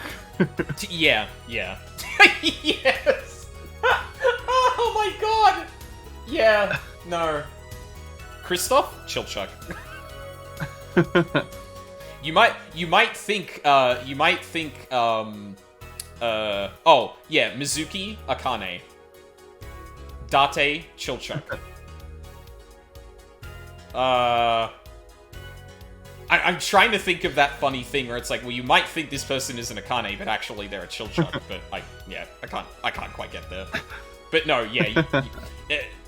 There's even a character you had a hand in writing that you would, when I said, hey, guess who my favorite character is, you were like, okay, I'm pretty sure it's gonna be one of these two, and you were right. Yeah, because I know your taste very well. Yeah, evidently. Yeah. Fuck, yeah, like, and one thing I do think was missing from that final case too is actually actually staying on the point that Kristoph was this underhanded. Like, having him on the stand and someone like Apollo spelling out, like, you're a piece of shit, dude. Like, Jesus Christ. I feel like that was ultimately missing, and it's not that it's like a huge detract. You might think Kristoph Gavin is an Akane, but actually he's a Chilchuk, yeah. No, yeah.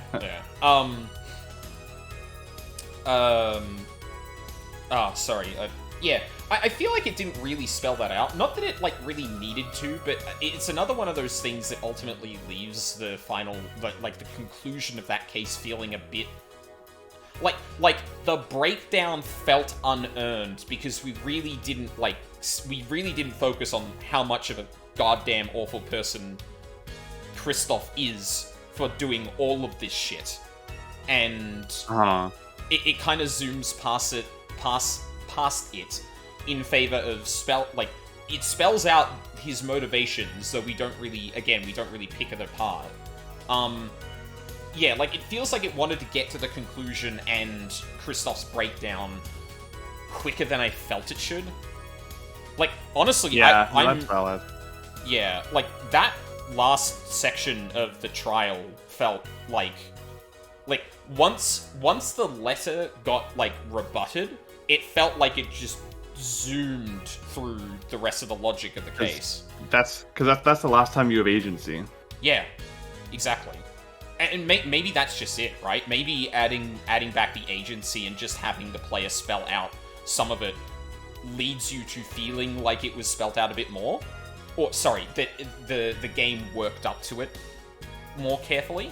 But when it just lays it out for you, it does feel like it's just, yes, obviously this is obvious conclusion, but then I look at the rest of the Ace Attorney series and go, yeah, but usually you make me say what that was. You don't just say it. But yeah, good game. I'm sad we may not get Beanie Phoenix anymore, and I'm also concerned that the fact that Phoenix went, like, I don't know why I get this feeling, and I think it's just because he gets back in the suit at some point. Like, you've seen it in the art there. But I'm really worried that the series is gonna go on like, well, now we don't have to worry about that 7 years of Phoenix's life where he was roughing it after being disbarred or anything like that. He's back to his normal self. Like, I would really find that disappointing. Mild grimly. God. Because, like... And, like, I can understand if, like, you didn't want to focus on it, right? Like, that, like, Phoenix is past that now, but he is not... It doesn't not affect him, if that makes sense. Like... Yeah. Yeah, the Grimful Smiler, yeah. I can understand dropping it as, like, the focus, but, like, man, if his character just goes back to what he was... Especially considering, like... You know, I'm talking up Kristoph, but I'm talking up Kristoph a lot as, like, you know, this looming presence over the narrative and whatnot. But Phoenix beat him. And, like, not using his usual, you know, flying by the seat of his pants and, you know, cobbling together the case as he goes along. 7 years of prep time. Yeah, yeah, exactly. Like, he put this together over a very long time, showed he had patience, all that kind of stuff. He was in like untethered Batman mode. 7 years of prep time Batman, unbeatable. Exactly. And it would be a real shame to lose that aspect of Phoenix.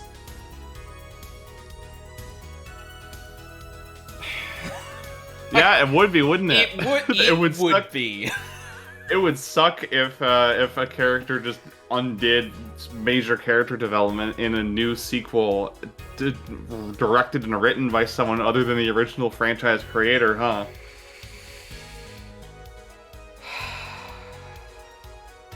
It would be. So I will say one thing. Mm-hmm. And it's this. How do I put this delicately? I think Takeshi Yamazaki is very, very good at writing Miles Edgeworth. He might be the best at writing Miles Edgeworth. He obviously loves this character. Okay. And puts that love into the Edgeworth games. Even in parts of the first game, which are like some of the biggest lows in the series at times, Edgeworth as a character is still phenomenally written and fantastic and consistent and really fun to watch. I do not think he can write Phoenix Wright very well, nor do I think he cares as much about the character. Which is kind of insane to think about, considering like how the fandom and people who like these games actually consider Phoenix and Edgeworth. Yeah. But like, yeah, to be honest, like that, the fact that that is a thing, or sorry, the idea that that could be a thing, like, yeah, you can just like be uninterested in a particular character who is part of a duo, and you like the dynamic of one of them more than the other, and use it more as an opportunity to write the latter rather than the former. Yeah. Ugh. Oh, I hate that. like, it's... Oh, man. It's like if Date just, like, didn't have any of the character he develops during the first game in Nirvana Initiative. Like, Correct. It's just... It's such a shame. And, you know, the hints that I'm getting that, like, Apollo falls into the background over time makes me even more baffled that that would be the case, because then what are we doing? Like, you're not... Indeed. You're not interested in writing Phoenix as he has been written, and you're moving Apollo out of the front spot for the character you don't really write well? What are we doing? Oh man. Here's what I think happened. So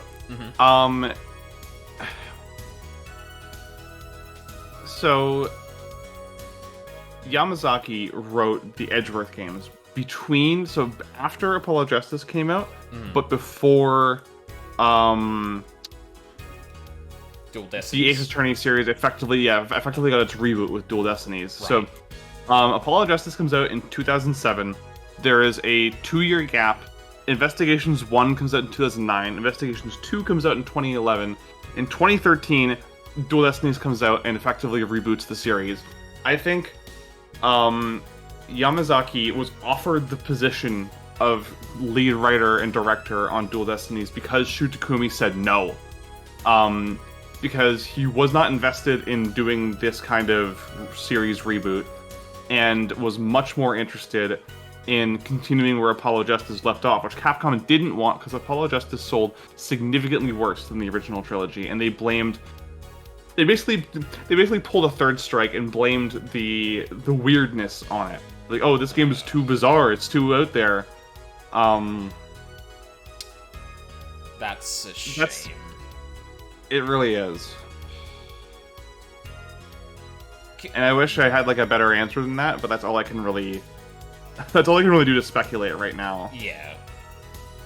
I mean, ultimately, it doesn't really matter in so much as that, like, those two games still stand up as they do. You know, we'll see what I think about them when I get to them, but yeah. And like, to his credit, I think Spirit of Justice is a significant improvement over Dual Destinies in terms of its character writing. But yeah, it's fascinating to think about because Investigations 2, Miles Edgeworth is considered to be one of the best games in the series, and I would agree with that appraisal. I haven't played through the official translation all the way through, but as a core story, it is so phenomenally strong. But you can kind of feel his priorities shifting in real time, you know, as he's kind of forced into writing characters he doesn't enjoy writing. Because his original characters in Dual Destinies, he loves writing those. He loves writing Athena. He loves writing Black Quill. He loves writing the new detective character. And I guess I just wish that he had that joy for everyone else too. That would be very nice. Yeah. Oh man, that's a shame. Because like, well, but if you move Apollo back, well, the other thing I didn't consider is that if you don't keep Apollo front and center, you lose a mechanic. Like, unless Trucy isn't. That's so weird. Maybe that's the only reason Apollo's still around, is that you do get to do the perceiving thing, but like... Oh man, I'm actually really fascinated to see how this works mechanically if Apollo starts getting shunted off. Because like, yeah, then you don't have the perception thing anymore. Huh. Yeah, I'm very curious to see your thoughts. Very, very curious, yeah. Yeah. Speaking of, I think... Is it next weekend? It's the long weekend? Yeah. I don't know if my leave has been approved for the long weekend yet, so I think I still definitely want to do Ace Attorney. And I suppose we'll be starting Dual Destinies. Very exciting. I don't know what else. Well, yeah, that's going to depend on if my leave gets confirmed or not. I might not have a usual weekend. I'll say that much. I think I have a plan. That's totally valid. I think I have a plan. The problem is I don't know if I'm going to be able to do it over that time. So I will be vague, unfortunately, for a bit. But yeah, I think I would still like to do some Ace Attorney next weekend. Are you still free for that? I believe I should be, yes. Okay. We could start, if it's more convenient for you, we could start doing these on Friday evenings even, just because I would be able to go later then, since I don't have work on Saturdays. Okay, if you're okay with that. I'll have to get back to you on that, but Okay, sure. I'll investigate it. I will investigate it. No worries. We can figure out the exact things. Schedule changes on a whim, on my whims. So yeah, this is obviously never hard and fast rules and that. I'm excited to meet Athena. She seems like she's my speed. Yeah. I feel like you will probably like her, newest girl. I don't know anything about her, but yeah, she definitely seems up your alley. Athena is the key to all of this. Is she? Is she? Okay, yeah. So we will do Ace Attorney next weekend. Shrug about what else I'm going to be doing, because it might actually turn out I can't do what I was planning. But we'll see. I don't know what's up with rating. I think the static has fallen apart. Because it's been like 3 scheduled days in a row now that we've had either a person gone or someone not showing up. So I don't know what's happening there. That's rough. Yeah, I was really keen to play this patch, but yeah. That's the thing.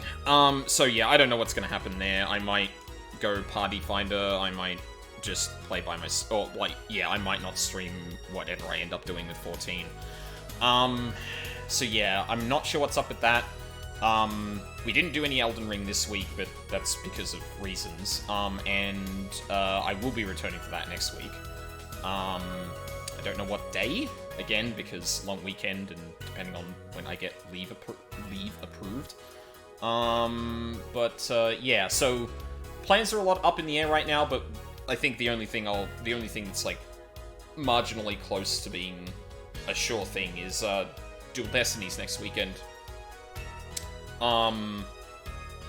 Yeah, I saw a little bit of like screenshots of like Gavin and people like that. But I think I know even less about Dual Destinies and Spirit of Justice, so we're gonna be pretty fresh. No worries. Can I put in a request in advance to voice the prosecutor of this game? Sure, absolutely. Thank you. I love him. He's my baby girl. Baby girl, full-grown man. Full-grown fictional man. A very broad, full-grown fictional man. Yeah, exactly. Yeah, so I think that's where we'll leave it. Let me see if there's anyone streaming.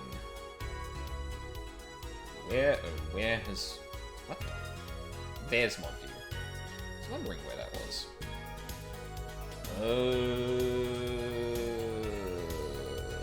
Nope. She's playing 16. Not raiding her. Alright, I think that'll be it then. Oh, yeah. Huh. So, I guess I will lead with this. I am considering doing 16 at some point. I have a theory about, something that happened in the crossover event for 14. And I am going to be very not happy if it is true. I am probably going to stream 16 at some point. God, I don't even know if I want to say it. But something happens in the 14 event that raised an eyebrow for me. And, boy, if what I think is true, I'm gonna be very angry that I played that crossover event before 16. I'll just say that. So yeah. If what's happening is happening, it better not be. Yeah, goddamn right, it better not be. Yeah. But we'll, if what I think is going... yeah. Thank you, Luca. But yeah, we'll leave it there then. So, thank you very much for watching Ladder on the VODs. I really appreciate it. I hope you all have a lovely day, and I hope to see you all next time. Thanks, everyone.